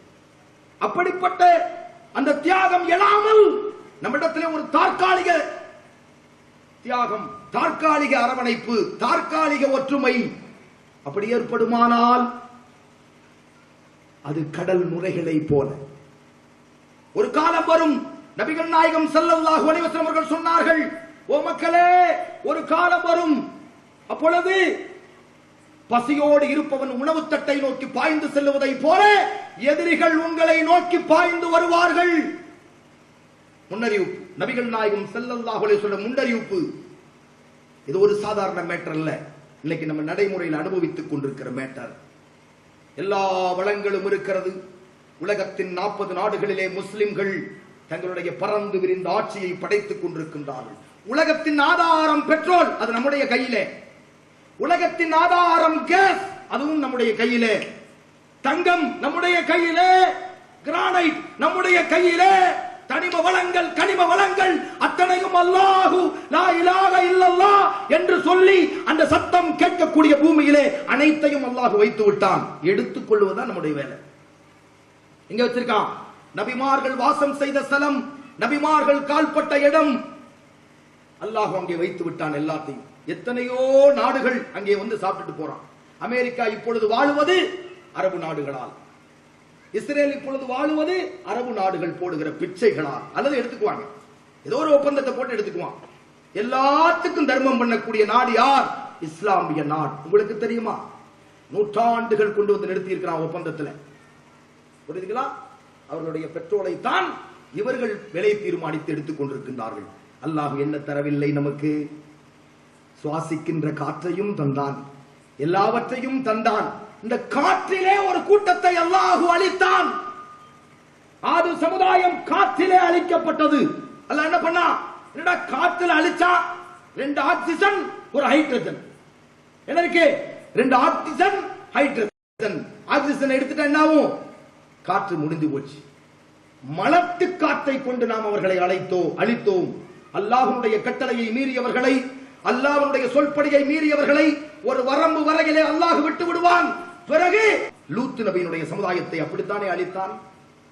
அவர்கள் பெண்களை விட்டுவிட்டு ஆண்கள் மீது மோகம் கொண்டார்கள். தலைகீழாக நான் ஆக்கிவிட்டேன். இரவோடு இரவாக அந்த லூத் நபியினுடைய சமுதாயத்தை தலைகீழாக ஆகிவிட்டேன். எதனால்? அல்லாஹ்வுடைய அறிவுறுத்தலை, அல்லாஹ்வுடைய சட்டத்தை, நபிமார்களுடைய வழிமுறையை அவர்கள் முதுகுக்கு பின்னால் தூக்கி எறிந்தார்கள். அல்லாஹ் அவர்களை தரமட்டமாக்கி விட்டான். நாம் கட்டிய மாட மாளிகை எல்லாம் ரொம்ப ஸ்ட்ராங்கா இருக்குன்னு நீங்க நினைச்சிருப்பீங்க. எத்தனை வருஷம் பா இந்த பில்டிங் நிக்கும்? இன்ஜினியர்கிட்ட கேட்போம். அதெல்லாம் ஒரு 150 வருஷம் நிக்கும். அது கூட ஒண்ணு சேர்த்துக்கங்க, அல்லாஹ் நாடினால். அவ்வளவுதான். 200 வருஷமே போட்டுக்கங்க. ஆனா ஒரு வாசகத்தை நீங்கள் சேர்த்த வேண்டும், அல்லாஹ் நாடினால். அவ்வளவுதான். எத்தனையோ மாட மாளிகை கடல் இழுத்து போயிருச்சு. சிங்கப்பூர்ல கடல் மேல அவன் கட்டி இருந்தா அப்படியே அடுக்கடுக்கா தீப்பெட்டி செறிஞ்சா அப்படி அந்த மாதிரி செறிஞ்சு போயிருச்சு. அல்லாஹ் நாடாமல் இந்த பூமிக்கு உறுதி ஏது? அல்லாஹ்வுடைய பூமி, எல்லாம் எல்லா காஸ்டும் அல்லாஹ்வுடையது. அல்லாஹ் நாடணும் இல்ல. அப்ப அப்படிப்பட்ட ஒரு சகோதரத்துவத்தை, அப்படிப்பட்ட ஒரு ஒற்றுமை ஈமானிய உறுதியிலே இருந்து அல்லாஹ்வுடைய மார்க்கத்திலே இருந்து அல்லாஹ் கொடுத்தான். அப்படி நம்பி வாழுகிறவர்களுக்கு, அந்த குர்ஆனை பின்பற்றக்கூடியவர்களுக்கு 2 விஷயம் இல்லை. ஒன்று பயம், இன்னொன்று கவலை. இந்த 2ம் இல்லை. மாறாக வல்லதீன கஃபரு வ கஸபு பிஆயாத்தினா உலாயிக அஸ்ஹாபுன் நாரிஹும் ஃபீஹா காலிதூன். மாறாக அல்லாஹ்வுடைய சட்டத்தை யார் நிராகரிக்கிறார்களோ, இந்த செய்தியை, அல்லாஹ்வுடைய வேதத்தை யார் நிராகரிக்கிறார்களோ, நிராகரிப்பாளர்னா யாரு? நம்புறவனும் நிராகரிப்பாள, ஏற்று நடப்பவன் மட்டும்தான் ஏற்றுக்கொண்டவன். சில பேர் நம்புவான் ஆனா நடக்க மாட்டான். இது அல்லாஹ்வுடைய வேதம் தான், அல்லாஹ் மீது சத்தியமாக இது அல்லாஹ்வுடைய வேதம் நம்புவான். அந்த நம்பிக்கைக்கு என்ன நன்மை இருக்கு? அந்த அல்லாஹ்வுடைய வேதம்னா என்ன எழுதி தொங்க போடுறதுக்கு உள்ளதா வேதம்? மாட்டி வைக்கிறதுக்கு உள்ளதா வேதம்? வேதம் எதுக்குள்ளது? வேதம் பின்பற்றி நடப்பதற்கு உள்ளது, நம் வாழ்க்கையில் வெளிப்பட வேண்டும். அப்படிப்பட்ட வேதத்தை யார் பின்பற்றி நடக்கிறார்களோ அவர்களுக்கு நாளை மறுமையில் இந்த இன்மையிலும் கவலையும் இல்லை, எந்த துக்கமும் இல்லை, எந்த பயமும் இல்லை. ஆனால் அதை நிராகரிக்கக்கூடியவர்களுக்கு கொழுந்து விட்டெறிகின்ற நரக நெருப்பை நாம் சித்தப்படுத்தி வைத்திருக்கிறோம். நிரந்தரமாக அவர்கள் என்றென்றும் அதில் தங்குவார்கள். யா அல்லாஹ், எங்களை அதிலிருந்து காப்பாற்று, அந்த நரக நெருப்பிலே இருந்து எங்களை காப்பாற்று. அல்லாஹ் சொல்லுகிறான், நம்மை நோக்கி சொல்லுகிறான், கு அன்புசக்கும் வாகலிக்கும் நாரா, உங்களையும் உங்கள் குடும்பத்தாரையும் நரக நெருப்பை விட்டு நீங்கள் பாதுகாத்துக் கொள்ளுங்கள். உங்களை மட்டும் இல்ல, இன்னைக்கு நிறைய பேர் என்ன நினைக்கிறான், ஏன் பாய் உங்க பொண்டாட்டி தொழுக மாட்டேங்குது, நான் என்ன பாய் பண்றது, நான் சொல்லிட்டேன், நான் தப்பிச்சிட்டேன். ஏன் உங்க புருஷன் தொழுகிறது இல்ல, ஆமா அவற்றை மனுஷன் சொல்லுவானா, நான் தொழுகிறேன். ஏன் உங்க பிள்ளைகள் தொழுகிறது இல்ல, எவ்வளவோ சொல்லியாச்சு கேட்கறது இல்ல, அதுக்கு நான் என்ன பண்றது, அல்லாஹ் என்னத்தால கேட்பான் இப்படின்னு நீங்க நினைச்சிட்டு இருக்கிறீங்க. ஆனால் அல்லாஹ் சொல்லுகிறான், கு அன்புசக்கும் வாகலிக்கும் வாகலிக்கும் வாகலிக்கும் நாரா, உங்களையும் உங்கள் குடும்பத்தாரையும் நரக நெருப்பை விட்டு நீங்கள் பாதுகாத்துக் கொள்ளுங்கள். அதன் எரிபொருள் கற்களும் மனிதர்களும் ஆகும். யார் அசரத்தையாக இருந்தார்களோ, அல்லாஹ்வுடைய வேதத்தை பின்பற்றுவதிலே இருந்து ரகசியமாகவும் பரசியமாகவும் அல்லாஹ்வுடைய மார்க்கத்தை பின்பற்றுவதிலே இருந்து யார் அசரத்தையாக இருந்தார்களோ அவர்கள், அந்த மனிதர்கள் நாளை நரக நெருப்பிலே எரிந்து கொண்டிருப்பார்கள். அதனோடு கற்களும் எரிந்து கொண்டிருக்கும். அவர்கள் பார்ப்பார்கள், அவர்கள் சுவைப்பார்கள், அவர்களை விடமாட்டோம். அல்லாஹ் சொல்லுகிறான். அல்லாஹ், அந்த அல்லாஹ்வை நீங்கள் பயப்படுங்கள். எல்லாத்துக்குமான செய்தி. நான் முஸ்லிம்களுக்கு மட்டும் பேசவில்லை, மனித குலம் முழுமையும் அல்லாஹ் அழைக்கின்றான். நீங்கள் ஒரு சட்டத்தின் பின்னால் வாருங்கள், அல்லாஹ்வுடைய வழிமுறையின் பின்னால் வாருங்கள். வட்டி வாங்காதே, முஸ்லிமுக்கு மட்டுமா? பொய் சொல்லாதே, முஸ்லிமுக்கு மட்டுமா? கொலை செய்யாதே, முஸ்லிமுக்கு மட்டுமா? முஸ்லிம் மட்டும் கொலை செய்யறதில்ல, உங்களை இன்னொருத்தன் கொண்டா அவன் தான் முஸ்லிம் இல்லையே, கொல்லலாமா? அவனும் கொல்லக்கூடாது, அவனும் வட்டி வாங்கக்கூடாது, அவனும் நரகத்துக்கு போகக்கூடாது. ஒரு யூதனுடைய பிணம், முஸ்லிம் அல்லாத ஒரு மனிதனுடைய பிணம் எடுத்து செல்லப்படுகிற போது நபிகள் நாயகம் ஸல்லல்லாஹு அலைஹி வஸல்லம் அவர்கள் உட்கார்ந்த இடத்திலே இருந்து எழுந்து நின்றார்கள். யா ரசூலுல்லாஹ், அது முஸ்லிமுடைய மையத் அல்ல, அது ஒரு யூதனுடைய பிணம். என்ன சொன்னார் நபிகள் நாயகம் ஸல்லல்லாஹு அலைஹி வஸல்லம் அவர்கள்? அவனும் மனிதன் தான், நான் அவனை நேர்வழிக்கு கொண்டு வர முடியவில்லையே என்று காஃபிர்களுடைய மையத்து போகும்போது அதை நோக்கி அழுதிருக்கிறார்கள் நபிகள் நாயகம் ஸல்லல்லாஹு அலைஹி வஸல்லம். எல்லாத்துக்குமான இறை தூதர், ரஹமத்துல் லில் ஆலமீன், அனைத்து மக்களுக்குமான மனித குலத்தின் அருட்கொடையாகத்தான் அல்லாஹ் ரப்புல் ஆலமீன் அந்த நபிகள் நாயகத்தை படைத்தான். ஆனால் அதை ஒற்றுமையோடு எடுத்துச் சொல்ல வேண்டிய முஸ்லிம் சமுதாயம் ஆளாளுக்கு பிரிந்தவர்களாக, இயக்கங்களால், அரசியல் கட்சிகளால், குடும்பங்களால், மதுகபுகளால், இன்னும் பல்வேறு பிரிவுகளால் பிரிவினை, ஒரு பக்கம் தௌஹீத்வாதி, ஒரு பக்கம் சுன்னத்து ஜமாத்து, ஒரு பக்கம் இன்னொரு நிலை. நான் கேட்கிறேன், அல்லாஹ்வுடைய அடிமைகளை, அல்லாஹ்வை பின்பற்றுவோரை இன்றைக்கு காஃபிர்கள் என்று ஃபத்வா கொடுக்கக்கூடிய மிக மோசமான நிலையை இந்த பூமியில பார்க்கிறோம். ஒரு முஸ்லிமை பார்த்து ஒருத்தன் காஃபிர்னு சொன்னா ஒன்னு அவன் ஆயிருவான், இல்லாட்டி இவன் ஆயிருவான். ரெண்டு பேத்துல ஒரு ஆள் காஃபிர் சொல்லலாமா? அவர்கள் எல்லாம் முனாஃபிக். முனாஃபிக் யாரு, முஸ்லிம் யாருன்னு பட்டம் கொடுக்கிறதுக்காக சில பேர் அல்லாஹ் வானத்தை பொளந்து இந்த பூமிக்கு அனுப்பியிருக்கான். அப்படி ஆயிட்டாங்க. எப்படி உங்கள் உபதேசங்கள் எடுபடும்? பிரச்சாரங்களின் நளினத்தை பின்பற்ற வேண்டும் என்று நபிகள் நாயகம் ஸல்லல்லாஹு அலைஹி வஸல்லம் அவர்களுக்கு அல்லாஹ் வலியுறுத்துகிறான். ஆனால் இங்கே முஸ்லிமை காஃபிர்னு சொல்றான். நான் கேட்கிறேன், செல்ஃப் அப்பாயின்மெண்ட் ஜட்ஜுகளாக மாறிவிட்டார்கள் மார்க்கத்தில் நிறைய பேர். அவனையே அவன் நீதிபதி ஆக்கிட்டான். அவனையே அவன் நீதிபதி. நான் யாரையும் குறிப்பிட்டு சொல்லவில்லை. நாம் எதற்காக இந்த பூமியிலே அனுப்பப்பட்டோம்? வாழுவதற்காக, எடுத்து சொல்லுவதற்காக. இன்னார் காஃபிர், இன்னார் முனாஃபிக் என்று அறிவிப்பதற்காக அல்லாஹ் அனுப்பினானா? அறிவிப்பது நம்முடைய வேலையா? அறிவிப்பது அல்லாஹ்வுடைய வேலை. அல்லாஹ்வுடைய தூதர் இருந்தால் சொல்லலாம். நாம் யார்? நம்முடைய நிலை என்னவென்று தெரியுமா? ஒரு மனிதன் சொர்க்கத்திற்காக இருந்து கொண்டிருப்பான், கடைசியிலே அவன் நரகத்துக்கு போவான். ஒரு மனிதன் நரகத்துக்காக நரக வேலைகளையே செய்து கொண்டிருப்பான், ஆனால் அவன் சொர்க்கத்துக்கு போவான். ஒரு மனிதனுடைய நரகமும் ஒரு மனிதனுடைய சொர்க்கமும் யாருடைய கையிலும் அல்லாஹ் கொடுக்கவில்லை. அது அல்லாஹ் அவனுடைய பட்டோலையிலே எழுதப்பட்டு லவ்ஹுல் மஹ்பூல் என்று சொல்லக்கூடிய ஒரு ரகசிய இடத்திலே, அல்லாஹ் பாதுகாக்கப்பட்ட இடத்திலே பாதுகாக்கக்கூடிய விஷயத்தை இங்கே ஒரு மனிதன் எப்படி சொல்லுகிறான்? நீ கெட்டவன், நீ நல்லவன், நீ என்ன ஏமாத்திட்ட, நீ என்ன திருடிட்ட, எங்கிட்ட கொள்ளை அடிச்சிட்ட, எங்கிட்ட கொலை செஞ்சிட்ட, எனக்கு சோறு தரல, என்னுடைய தானியத்தை எடுத்துட்ட, இதையெல்லாம் நம்ம சொல்லலாம். நீ காஃபிரு, நீ முனாஃபிக்கு, உனக்கு நரகம், உனக்கு சொர்க்கம். இவன் அல்லாஹ்வா?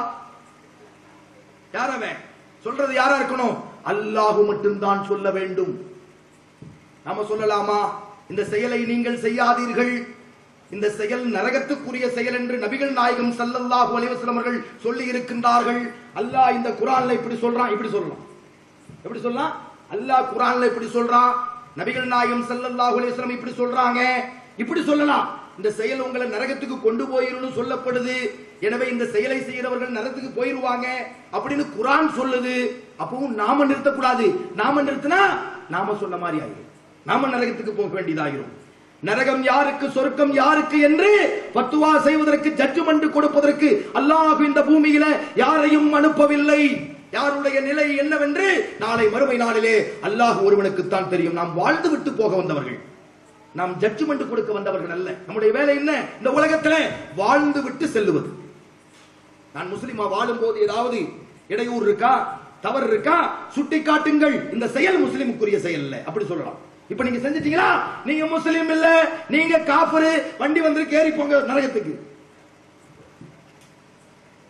வண்டி அறிவிக்கிறது டிராவல்ஸ் வண்டியாது, நான் கேட்கிறேன். நரகத்துக்கு போற வண்டியில டிராவல்ஸ் வண்டி மாதிரி. நீங்க முஸ்லிம் இல்ல, இன்னையிலிருந்து நீங்க காஃபிரு, அப்ப உங்களுக்கு நரகம், வண்டியில இருக்க போங்க. எந்த அமைப்பையும் நான் குறிப்பிட்டு பேசவில்லை, அந்த எண்ணத்தில் நான் வரவும் இல்லை. இது சரியா? இந்த செயல் காஃபிருக்குரிய செயல். ஃபிரௌன் மறுத்தான், நீங்கள் மறுக்காதீர்கள். ஃபிரௌன் கர்வம் கொண்டான், அவன் காஃபிர்களில் ஒருவனாக ஆனான். அவனுடைய மன்னிப்பை அல்லாஹ் ஏற்றுக்கொள்ளவில்லை. நீங்கள் இப்படி செய்யாதீர்கள். பொதுவாக சொல்லுங்கள், நீங்க செஞ்சிட்டீங்களா, நீங்க காஃபிர். இதுதானே சமூகத்திலே பிளவுக்கு காரணம், ஒற்றுமையின்மைக்கு காரணம். அப்படியா? நீங்க போறீங்களா, தர்காக்கு போறீங்களா, நீங்க காஃபிர்.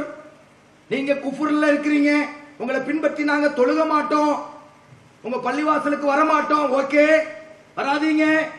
காஃபிர்னு நீங்க ஃபத்வா கொடுத்தீங்களா, நல்லபடியா நீங்களாவது முஸ்லீமா இருங்க. ஆனா திடீர்னு ஒரு மாநாடு நடத்துவாங்க. அந்த மாநாட்டில் முஸ்லிம்களே எல்லாரும் வாங்க, அநீதிக்கு எதிராக போர்க்குள்ள கொடுப்போம். அந்த மாநாட்டுக்கு எல்லாரும் போவாங்க. போன உடனே 8 லட்சம் முஸ்லிம்கள் சேர்ந்தார்கள். அப்ப எல்லாம் முஸ்லீம் ஆயிட்டாங்களா? இது எப்போ? சாயந்தரம் 7 மணிலிருந்து 10 மணி வரைக்கும். 11 மணிக்கு மீண்டும் அவன் காஃபிர். இதுவல்ல நமது வேலை, இதுவல்ல நமது வேலை. இந்த உம்மத்துக்களுடைய ஐக்கியத்தை நபிகள் நாயகம் ஸல்லல்லாஹு அலைஹி வஸல்லம் அவர்கள் எப்படி வைத்திருந்தார்கள்? அலி ரலியல்லாஹு அன்ஹு போர் நேரத்தில் தன்னுடைய வாளை உருவி ஒரு காஃபிரனுடைய இறை நிராகரிப்பாளனோடு போர், கழுத்திலே கத்தி வைத்தவுடன் அந்த நிராகரிப்பாளர் சொன்னார், போர்க்களத்திலே சொன்னார், அலி இடத்திலே சொன்னார், லா இலாஹ இல்லல்லாஹ், வணக்கத்துக்குரிய இறைவன் அல்லாஹ்வை தவிர யாரும் இல்லை என்று சொன்னார். அலி யார் ஆளு? வீர புலி. அவர் என்ன பண்ணாரு? அப்படியா, என் வாளுக்கு பயந்து லாயிலாவா, இந்தாடா வாங்கிக்க, ஒரே வெட்டு, தலை துண்டாயிருச்சு. நபிகள் நாயகம் ஸல்லல்லாஹு அலைஹி வஸல்லம் இந்த செய்தி போச்சு. நபிகள் நாயகம் சொன்னாங்க, அலியே நீங்கள் அவரை கொலை செய்து விட்டீர்கள் என்று சொன்னார்கள். ஒரு கொலை குற்றவாளியாக நிறுத்தினார் நபிகள் நாயகம் ஸல்லல்லாஹு அலைஹி வஸல்லம் அலியை. என்ன காரணம்? அவன் லா இலாஹ இல்லல்லாஹ் என்று அவர் சொன்னபோது அவருடைய உள்ளத்திலே இருந்து சொன்னாரா, நாவிலே இருந்து சொன்னாரா, உங்கள் வாளுக்கு பயந்து என்று சொன்னாரான்னு நீங்க பாத்தீங்களா? அவருடைய உள்ளத்தை நீங்கள் பார்க்க முடியுமா? அவர் நாவால் சொல்லிவிட்டா விட்டுறணும். ஒருத்தர் வர்றார், அவர் வீட்டில் சாப்பிட்டுட்டு தான் வர்றார். நமக்கு நல்லா தெரியும் அவர் வீட்டில் சாப்பிட்டு தான் வர்றார். நம்ம சாப்பிட்டுட்டு இருக்கோம், பாய் சாப்பிட்டீங்களான்னு மரியாதையை கேட்போம். உடனே அவர் நான் சாப்பிடலன்னு சொன்னா, அப்படியா நீங்க இவர் போய் சொல்றாரு, சாப்பாட்டை பார்த்துட்டு சொல்றாரு நம்ம சொல்லுவோம், உட்காருங்க சாப்பிடுவோம். அவர் சாப்பிட்டா என்ன? அது அவருக்கு அல்லாஹ்வுக்குள்ள விஷயம். இல்ல சாப்பிட்டுட்டு இன்னொரு தடவை சாப்பிட்டா என்ன? அவர் சொன்னால் ஒரு மூமினை நம்புவது எப்படி? ஒரு மூமின் ஒரு மூமினை நம்பணும். அந்த அடிப்படையில் நபிகள் நாயகம் ஸல்லல்லாஹு அலைஹி வஸல்லம் அவர்கள் காட்டி இருக்கின்ற ஒற்றுமை. எல்லாரும் பியூரிஃபையா முனாஃபிக்குகளை நபிகள் நாயகம் ஸல்லல்லாஹு அலைஹி வஸல்லம் மரணிக்கிறவரை அறிவித்தார்களா? முனாஃபிக் அறிவித்தாங்களா? 10 முனாஃபிக்களை பத்தி ஒரு சஹாபிட்ட சொல்லிட்டு போறாங்க நபிகள் நாயகம் ஸல்லல்லாஹு அலைஹி வஸல்லம். ஒரு நாள் உமர் ரலியல்லாஹு அன்ஹு அந்த சஹாபியை சந்தித்து, அன்பு தோழரே, என்னுடைய சகோதரரே அப்படின்னு கூப்பிட்டு கேட்கிறாங்க, நபிகள் நாயகம் சொன்ன அந்த லிஸ்ட்ல என்னுடைய பேர் இருக்கா? யார் கேட்கிறாங்க? உமர் ரலியல்லாஹு அன்ஹு கேட்டதாக நாம் வரலாற்று குறிப்புகளில் பார்க்க முடிகிறது. அல்லாஹ்வுடைய மார்க்கத்திற்காக தங்களை அர்ப்பணிக்கக்கூடியவர்கள், அல்லாஹ்வுடைய மார்க்கத்தின்படி வாழக்கூடியவர்கள் எல்லோரும் அல்லாஹ்வுடைய மார்க்கத்தின்படி தான் இருக்கிறார்கள் என்று நாம யாரும் தீர்ப்பு சொல்ல முடியாது. இன்றைக்கு அந்த நிலைக்கு போயிட்டோம். தீர்ப்பு சொல்லக்கூடியவர்களாக அல்லாஹ் நம்மை ஆக்கி வைத்துட்டான். நம்முடைய வேலை என்ன? அல்லாஹ்வுடைய மார்க்கத்தை பின்பற்றி வாழுவதுதான் நம்முடைய வேலை. அப்ப கேட்பாங்க மக்கள் எல்லாம், இந்த நாட்டின் இந்துக்கள், இந்த நாட்டின் கிறிஸ்துவர்கள், இந்த நாட்டின் தலித்துகள், இந்த நாட்டின் மதச்சார்பற்ற மக்கள், அவர்கள் கேட்பார்கள், ஏன் நீங்கள் பொய் பேசாமல் இருக்கிறீர்கள்? உங்கள் கழுத்திலே கத்தி வைக்கப்பட்ட போதும் நீங்கள் பொய் பேசவில்லையே, என்ன காரணம்? உண்மையை மட்டுமே நீங்கள் பேசுகிறீர்களே, என்ன காரணம்? அப்போது அவர் சொல்லுவார், நான் ஒரு முஸ்லிம். அப்படியா? முஸ்லிம்னா பொய் பேச மாட்டாங்களா? ஆமா, நம்முடைய வாழ்க்கையிலே இருந்து வெளிப்பட வேண்டும், அல்லது மக்கள் பேசிக்கொள்ள வேண்டும். அவர் யார் தெரியுமா? அவர் பொய் பேச மாட்டார். இன்னொருத்தர் கேட்க வேண்டிய, ஏன் பொய் பேச மாட்டாரு? அவர் முஸ்லிம். அவர் மோசடி செய்ய மாட்டார். ஏன் மோசடி செய்ய மாட்டார்? அவர் ஒரு முஸ்லிம் பா அப்படின்னு அவங்க 2 பேரும் பேசிக்கணும். இதுதான் இஸ்லாத்தினுடைய அடிப்படை கொள்கை. இப்படித்தான் மனிதர்கள் வாழ வேண்டும் என்று நபிகள் அறிவித்திருக்கின்றார்கள். அது மட்டுமல்ல, பிறர் நலம் நாடல். நபிகள் நாயகம் ஸல்லல்லாஹு அலைஹி வஸல்லம் கேட்கப்பட்டது, யார ரசூலுல்லாஹ் மார்க்கம்னா என்னன்னு கேட்டாங்க. மார்க்கம்னா என்ன யார ரசூலுல்லாஹ்? அப்போது அல்லாஹ்வுடைய தூதர் நபிகள் நாயகம் ஸல்லல்லாஹு அலைஹி வஸல்லம் சொன்னார்கள், மார்க்கம் என்றால் நசீஹத் என்று சொன்னார்கள். நலம் நாடுவது, பிறர் நலம் நாடல். இது முஸ்லிம்கள்ட்ட இன்னைக்கு இருக்கா? பிறர் நலம் நாடுவது நமக்காக வாழுவதல்ல, முஸ்லிம்களுக்காக மட்டும் வாழுவதல்ல, ஊர்ந்து செல்லுகின்ற எறும்புகளுக்காகவும் வாழுவது, அனைத்து ஜீவராசிகளுக்காகவும் வாழுவது, எல்லா உயிர்களுக்குமான வாழ்க்கை, எல்லா உயிர்களுக்குமான நீதம், எல்லா உயிர்களுக்குமான உரிமை, கடமை. அதற்காக யார் வாழுகிறார்களோ அவர்கள்தான் முஸ்லிம். நபிகள் நாயகம் ஸல்லல்லாஹு அலைஹி வஸல்லம் அவர்கள் கற்றுத்தந்த வார்த்தைகள் அவைகள். அல்லாஹ்வுடைய தூதருடைய போதனைகளை பின்பற்றி வாழக்கூடிய நபிகள் நாயகம் ஸல்லல்லாஹு அலைஹி வஸல்லம் உம்மத்துக்கள் அப்படி ஒரு நிலையிலே இருந்தார்கள். அவர் கற்றுத்தந்த சகோதரத்துவம். மக்காவிலே இருந்து மதீனாவுக்கு போய்விட்டார் நபிகள் நாயகம் ஸல்லல்லாஹு அலைஹி வஸல்லம் அவர்கள். என் அன்பு மக்களே, நாயகம் ஸல்லல்லாஹு அலைஹி வஸல்லம் அவர்கள் செதுக்கிய சிற்பிகள். இந்த உலகத்தினுடைய எஃகு கோட்டையிலே அவர்களுடைய சங்கநாதம் ஒலிக்கும், அவருடைய வாசகம் ஒட்டப்பட்டிருக்கும். இந்த உலகம் அவர்களை மறுக்கவே முடியாது. மக்காவிலே இருந்து மதீனாவுக்கு போய்விட்டார்கள். பஞ்சைகளாய், பராரிகளாய், கையில் கிடைத்த பையோடு சொத்தை விட்டு, சுகத்தை விட்டு, ஒட்டகத்தை விட்டு, கழுதையை விட்டு, அவர்கள் ஏறி செல்லுகின்ற வாகனத்தை விட்டு, எல்லா பொருள்களையும் விட்டு, சில பேர் ஏற்றுக்கொள்ளாத, அல்லாஹுவை ஈமான் கொள்ளாத மனைவிமார்களை விட்டு நபிகள் நாயகம் ஸல்லல்லாஹு அலைஹி வஸல்லம் காலடி தடத்தை நோக்கி மதீனாவுக்கு போனார்கள். பஞ்சையாய், பராரியாய். நாயகம் ஸல்லல்லாஹு அலைஹி வஸல்லம் அவர்கள் இப்படியே பார்த்தார்கள். மக்காவிலே உள்ள முஹாஜிர்கள், மக்காவை சார்ந்தவர்கள் மதீனாவுக்கு போயிருக்கிறார்கள். நபிகள் நாயகம் ஸல்லல்லாஹு அலைஹி வஸல்லம் அவர்களை பார்த்தார்கள். இவர் எப்படி வாழ்ந்தவர் தெரியுமா? அவர் எப்படி வாழ்ந்தவர் தெரியுமா? இவர் எப்படி வாழ்ந்தவர் தெரியுமா என்று குறிப்பிட்டு சொல்லக்கூடிய நிலையிலே வசதி வாய்ப்போடு மக்காவிலே ராஜாங்கமாக வாழ்ந்தவர்கள். அல்லாஹ்வுடைய மார்க்கத்திற்காக அல்லாஹ்வுடைய தூதர் போன பணியை பின்பற்றி நாடு துறந்து சென்றார்கள். இன்னைக்கு நாடு துறக்க வேண்டிய நிலையில தான் நம்ம இருக்கோம். ஆனா நம்முடைய சுகபோகம் நம்மளை விடுதில்லை. நாடு துறக்கக்கூடிய எல்லா நிலையும் இந்தியாவில் ஏகதேசம் ஏற்பட்டுருச்சு. ஆனால் நபிகள் நாயகம் ஸல்லல்லாஹு அலைஹி வஸல்லம் காலடி தடத்தை நோக்கி அந்த சஹாபாக்கள் போனார்களே, அவர்களை நோக்கி பார்த்து விட்டு நபிகள் நாயகம் ஸல்லல்லாஹு அலைஹி வஸல்லம் என்னதுமா செஞ்சாங்க? மதீனாவில் உள்ள அன்சாரி தோழர்கள், மதீனாவாசிகளுக்கு அன்சாரிகள் என்று பெயர், மக்காவாசிகளுக்கு முஹாஜிர்கள் என்று பெயர். ஒவ்வொரு மதீனாவாசியினுடைய சகாபாக்களையும் கையை பிடித்துக் கொண்டு, மக்காவிலே இருந்து வந்த முஹாஜிர்களுடைய கையை பிடித்துக் கொண்டு, இதோ மதீனாவாசியினுடைய கை, இதோ மக்காவாசியினுடைய கை, 2 கையும் ஒன்றிணைந்து இன்று முதல் இவர் உனக்கு சகோதரன். நான் கோயம்புத்தூர் இருந்து பெருங்கொண்ட பிரச்சனையாகி கோட்டார் வந்திருக்கிறேன். நீங்க எல்லாம் என்ன பண்றீங்க? என்னோடு வந்த 1000 பேத்தையும் அஜித் என்ன பண்றாரு? நம்ம சவுக்கத்தலை அஜித், இவர் உனக்கு சகோதரன், இவர் உங்களுக்கு சகோதரன், கோவை செய்துக்கு நான் சகோதரன் சொல்லி எல்லாத்தையும் சகோதரன் ஆனவன நம்ம என்ன பண்ணுவோம்? அஸ்ஸலாமு அலைக்கும் சகோதரா, நாளைக்கு பாப்போம் சொல்லி எந்திரிச்சு போயிருவோம். என்ன நடக்கும்? சகோதரர் அஜித் நீங்க சொல்லிட்டீங்கல்ல, இன்னையிலிருந்து இவங்க எங்களுக்கு சகோதரர் தான், நாங்க ஏற்றுக்கொண்டோம், சரி ரொம்ப லேட் ஆச்சு, பஸ்ஸுக்கு நேரமாச்சு, நான் வர்றேன்ட்டு நம்ம போயிருவோம். ஆனால் அல்லாஹ்வுடைய தூதரின் தோழர்கள், மதீனாவிலே இருந்த அன்சாரி தோழர்கள், உத்தம சஹாபாக்கள், சொர்க்கத்திற்கு வாக்களிக்கப்பட்ட அந்த தங்கங்கள், இந்த உலகத்தின் முன்னுதாரணங்கள், அவர்கள் என்ன தெரியுமா செய்தார்கள்? நாயகம் ஸல்லல்லாஹு அலைஹி வஸல்லம் அவர்கள் மக்காவிலே உள்ள முஹாஜிர்களை சகோதரர்கள் என்று கை கொடுத்தவுடன் ஒரே ஒரு உதாரணம், ஒரு சகாபியை அழைத்துக் கொண்டு போகிறார். அன்புக்குரிய சகோதரர்களே, அப்துர் ரஹ்மான் இப்னு அவுஃப் ரலியல்லாஹு அன்ஹு அவர்களை ஒரு சகாபி அழைத்துட்டு போறார். அழைத்துட்டு போய் நேரா போய் சொல்றார், இதோ இந்த வீடு இருக்கிறதே, இந்த 2 வீடு என்னோடதுதான். அவர் சொல்றார், இந்த தோட்டம் இருக்கிறதே, இந்த தோட்டம் என்னுடையது, இதோ இந்த 2 மனைவிகள் என்னுடையது. இந்த ஊர்ல பெரிய கோடீஸ்வரன் யார் தெரியுமா? நான் தான். யார் சொல்றா? மதீனாவாசி மக்காவாசி சொல்றார். இந்த மக்காவாசி பஞ்சையாய் பராரியாய் உடுத்த துணியை தவிர வேற எதுவும் இல்லாம வந்திருக்கிறார். முசாபர் தலையை கூட சீவி இருக்க மாட்டாங்க, பாலைவனத்தில் நடந்து வந்திருக்கிறார். இவர் கூட்டிட்டு போய், இந்த ஊர்ல பெரிய கோடீஸ்வரர் யார் தெரியுமா? நான் தான். கம்பீரமா இருக்க நானு. இப்ப என்ன தெரியுமா பிரச்சனை? என்னுடைய சொத்தை அப்படியே பாதியாக்கி 2 ஆக்கி ஒரு பகுதியை உங்களுக்கு தர போறேன். கோட்டார்ல நீங்க சொல்ல போறீங்க. இப்ப கேட்டேன், கூட்டம் முடிஞ்ச உடனே எந்திரிச்சு போறவங்க போய்க்கலாம், உட்கார்ந்தவங்க மாட்டினீங்க. பாதி சொத்தை நான் உனக்கு தந்து விட்டேன். அவர் 2 மனைவிகளை அழைத்தார். இந்த 2 எனது மனைவிகள் யாரை உங்களுக்கு பிடிக்கிறதோ, அதே போல யாருக்கு உங்களை பிடிக்கிறதோ அவரை நான் தலாக்கு கொடுத்து என் 2 மனைவியில் ஒரு மனைவியை உங்களுக்கு நான் திருமணம் செய்து வைக்கிறேன். யா அல்லாஹ், என்ன சகோதரத்துவம், அந்த சகோதரத்தில் இந்த உலகத்தில் எங்களை வாழ செய்வாயாக இறைவா. அது சகோதரத்துவம், அது ஒற்றுமை. இப்போ அப்படியே வர்றோம், இந்த ஊரை விட்டுருவோம், தூத்துக்குடி மாவட்டம் வச்சுக்கோமே, நாங்க அங்க போறோம், கோயம்புத்தூர்ல இருந்து வந்து அங்க போறோம். நீங்க பிடிச்சி கையில ஒப்படைச்சிட்டீங்க.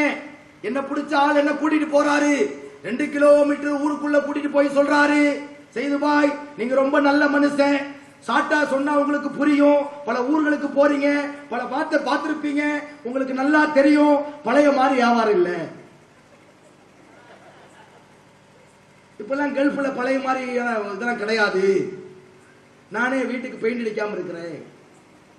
இப்படியே சொல்லிட்டே வருவார். கடைசியில சரி, கடைசியில ஒரு நேரம் உணவாவது தருவார்னு பார்த்தா வாசப்படியில வச்சு நல்லபடியா போயிட்டு வாங்க, அஸ்ஸலாமு அலைக்கும், அல்லாஹ் உங்களுக்கு பரக்கத் செய்யட்டும், வரட்டுமா? உத்தம சகாபாக்களுடைய நிலையை பாருங்கள். என் சொத்திலே பாதியை தருகிறேன் சொன்னவுடன், அப்படியா சொன்னது மாறிடுவீங்க. உடனே என்ன பண்ணோம்? சாதுன்னு நினைக்கிறவர் யார்?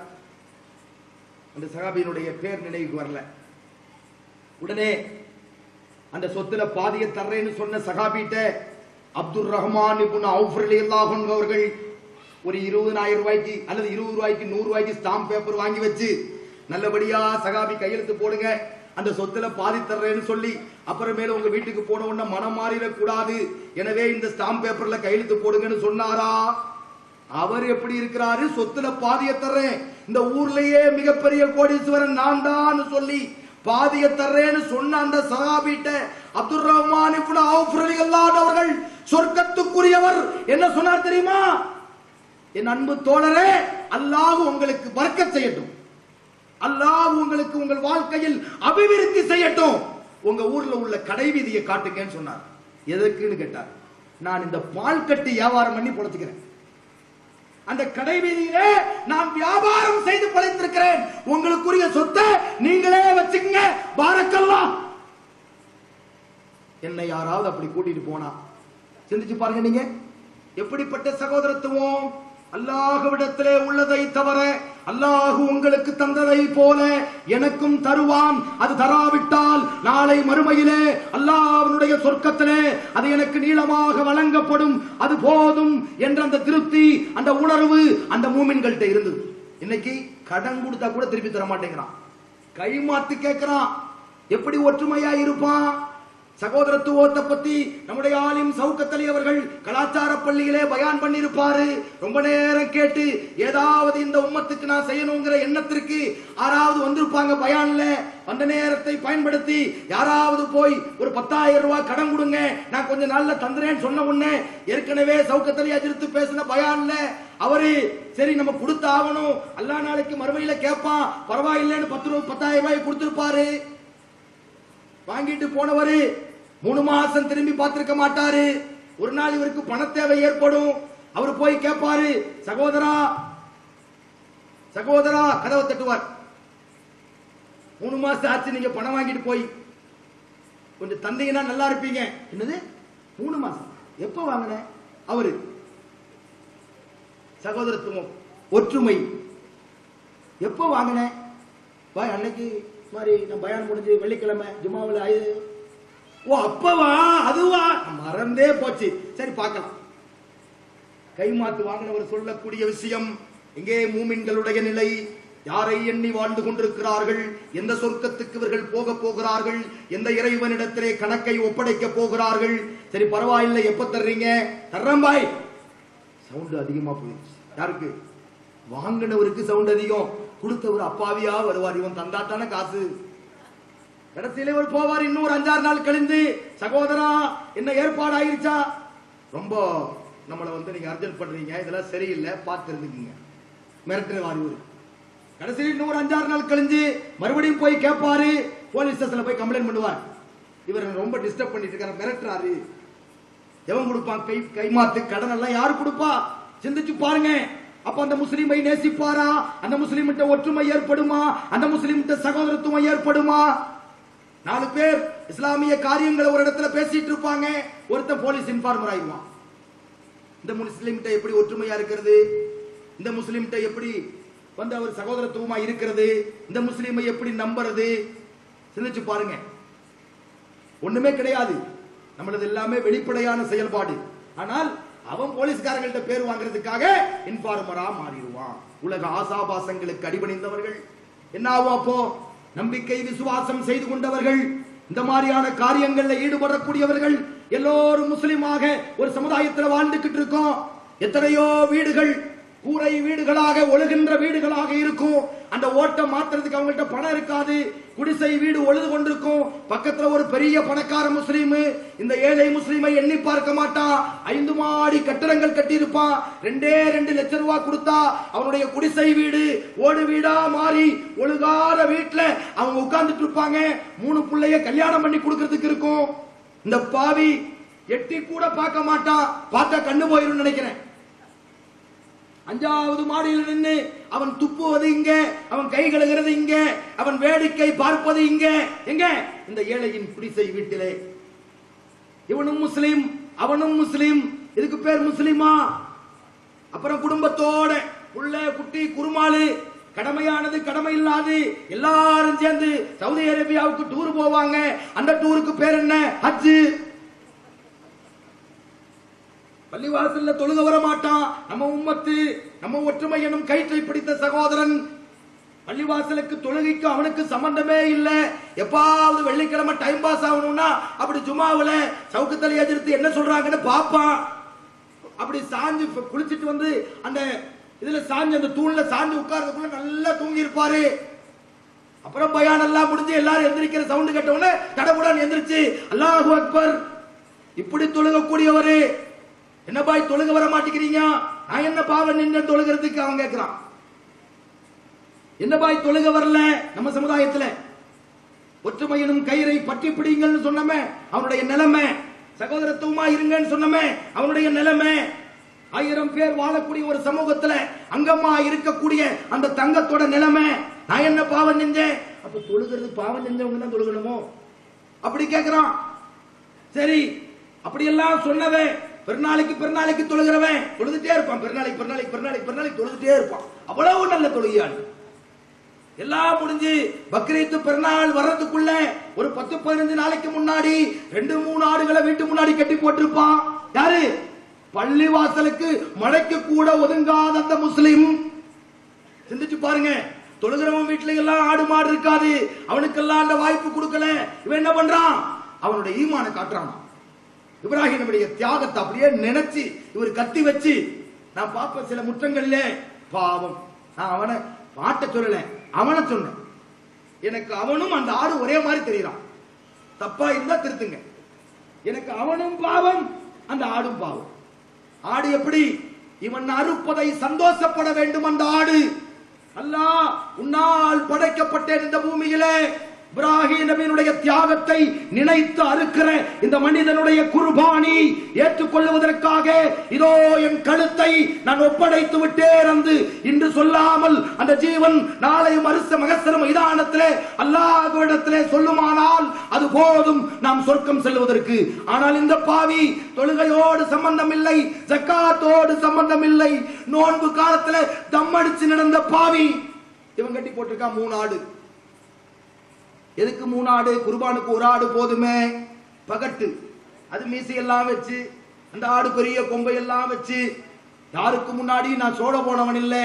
அதுல நான் யார் தெரியுமான்னு காட்டுறான். எங்கே போய் கொண்டிருக்கிறது இந்த முஸ்லிம் உலகம்? என்ன தாற்பயத்திற்காக அந்த குர்பானி, என்ன தாற்பயத்திற்காக இந்த அஜ்ஜு, என்ன காரியத்திற்காக நோன்பு, என்ன காரியத்திற்காக தொழுகை, என்ன காரியத்திற்காக இந்த சமூகம், என்ன காரியத்திற்காக இந்த மைக், இந்த பயான்? எதுவும் அவனுக்கு விளங்கல. இப்படி விளங்காதவர்கள் 10 பேர் ஒன்னு சேர்ந்து சாதிக்கக்கூடியது சாதனையாகுமா? இல்லை. உலக மனிதர்களுடைய விடுதலை, உலக மனிதனின் சுதந்திரம், உலக மனிதனின் உரிமை, உலக மனிதனின் கடமை, அது இந்த உலகத்திலே ஒரே ஒரு புத்தகம் தான் கற்றுக் கொடுக்கிறது. அந்த புத்தகம் திருமறை குர்ஆன். மனித குலத்திற்கான செய்தி. பிடிச்சா ஏத்துக்குங்க, பிடிக்கலன்னா ஒண்ணு பிரச்சனை, நாளைக்கும் சொல்லுவோம். சொல்றதான நம்ம வேலையே. நபியே, நீங்கள் அச்சமூட்டி எச்சரிக்கை செய்பவர் தான். நேர் வழி உங்கள் கையில் இல்லை. நாங்கள் மெசஞ்சர்கள். செய்தியை சொல்றோம்.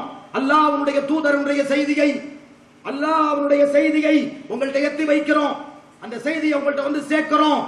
எங்கள் நாவுகள் யாரையும் திருத்தாது, எங்களுக்கு தெரியும். எங்கள் நாவுகள் சக்தி உடையதல்ல. அது வெறும் டெசிபல் சத்தங்கள் தான். எங்களுடைய நாவுகள் வெறும் டெசிபல் சத்தங்கள் தான். நாய்க்கும் அதே போல டெசிபல் தான். நாய் போடுகிற சத்தமும் சில டெசிபல்கள் வித்தியாசம் மனிதனுடைய சத்தம். ஆனால் இது ஒரு மனித உள்ளத்திலே பலம் பெறுவது அல்லாஹ்வுடைய அருளால். அந்த அல்லாஹ்வுடைய அருள் வேண்டி இந்த உள்ளங்களை துளைக்கின்ற அந்த விஷயங்களை நாங்கள் எடுத்து வைக்கின்றோம். அவ்வளவுதான். அல்லாஹ், நீ இவர்களை மாற்று.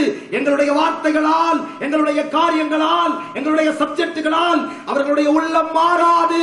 உன்னுடைய புறத்திலே இருந்து அவர்களுக்கு உள்ளத்துக்கான ஒளியை கொடு. சக்தி உள்ளவன் நீ.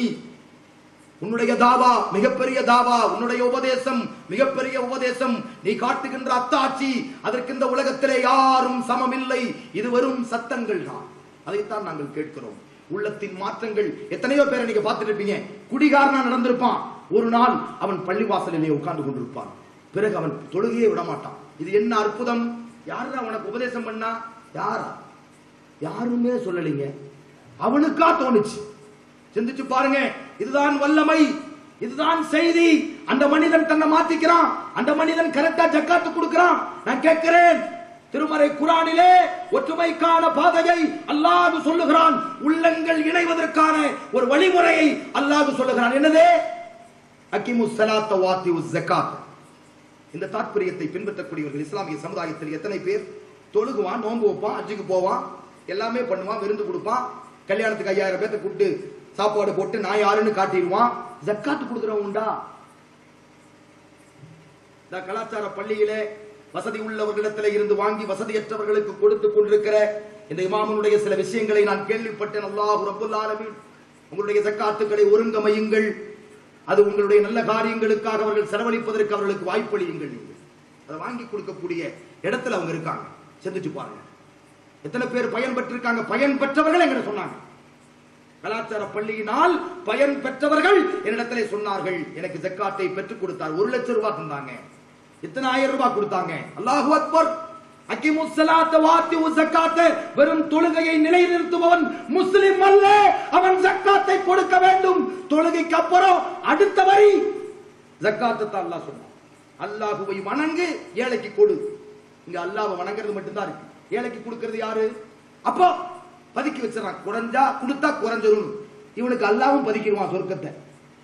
நீ பதுக்கின இல்ல, நானா கூரை பிச்சு கொடுக்க முடியும்? உன்னுடைய உள்ளத்திலே அந்த கொடுக்கக்கூடிய எண்ணத்தை நான் தந்தேன், நீ ஒதுக்கி விட்டாய்.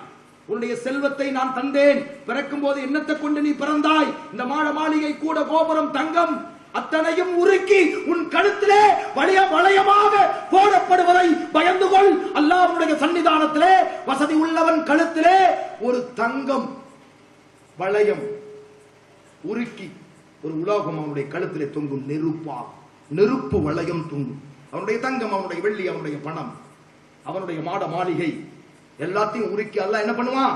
இந்த உலகத்தில் நீ சம்பாதிச்சு வந்தது இதுதான், இந்த நெருப்பு கங்குன்னு கழுத்துல போடுவான். தொங்கிட்டே இருக்கும், அது அணையாது. அல்லாஹ்வுடைய நெருப்பு அணையுமா?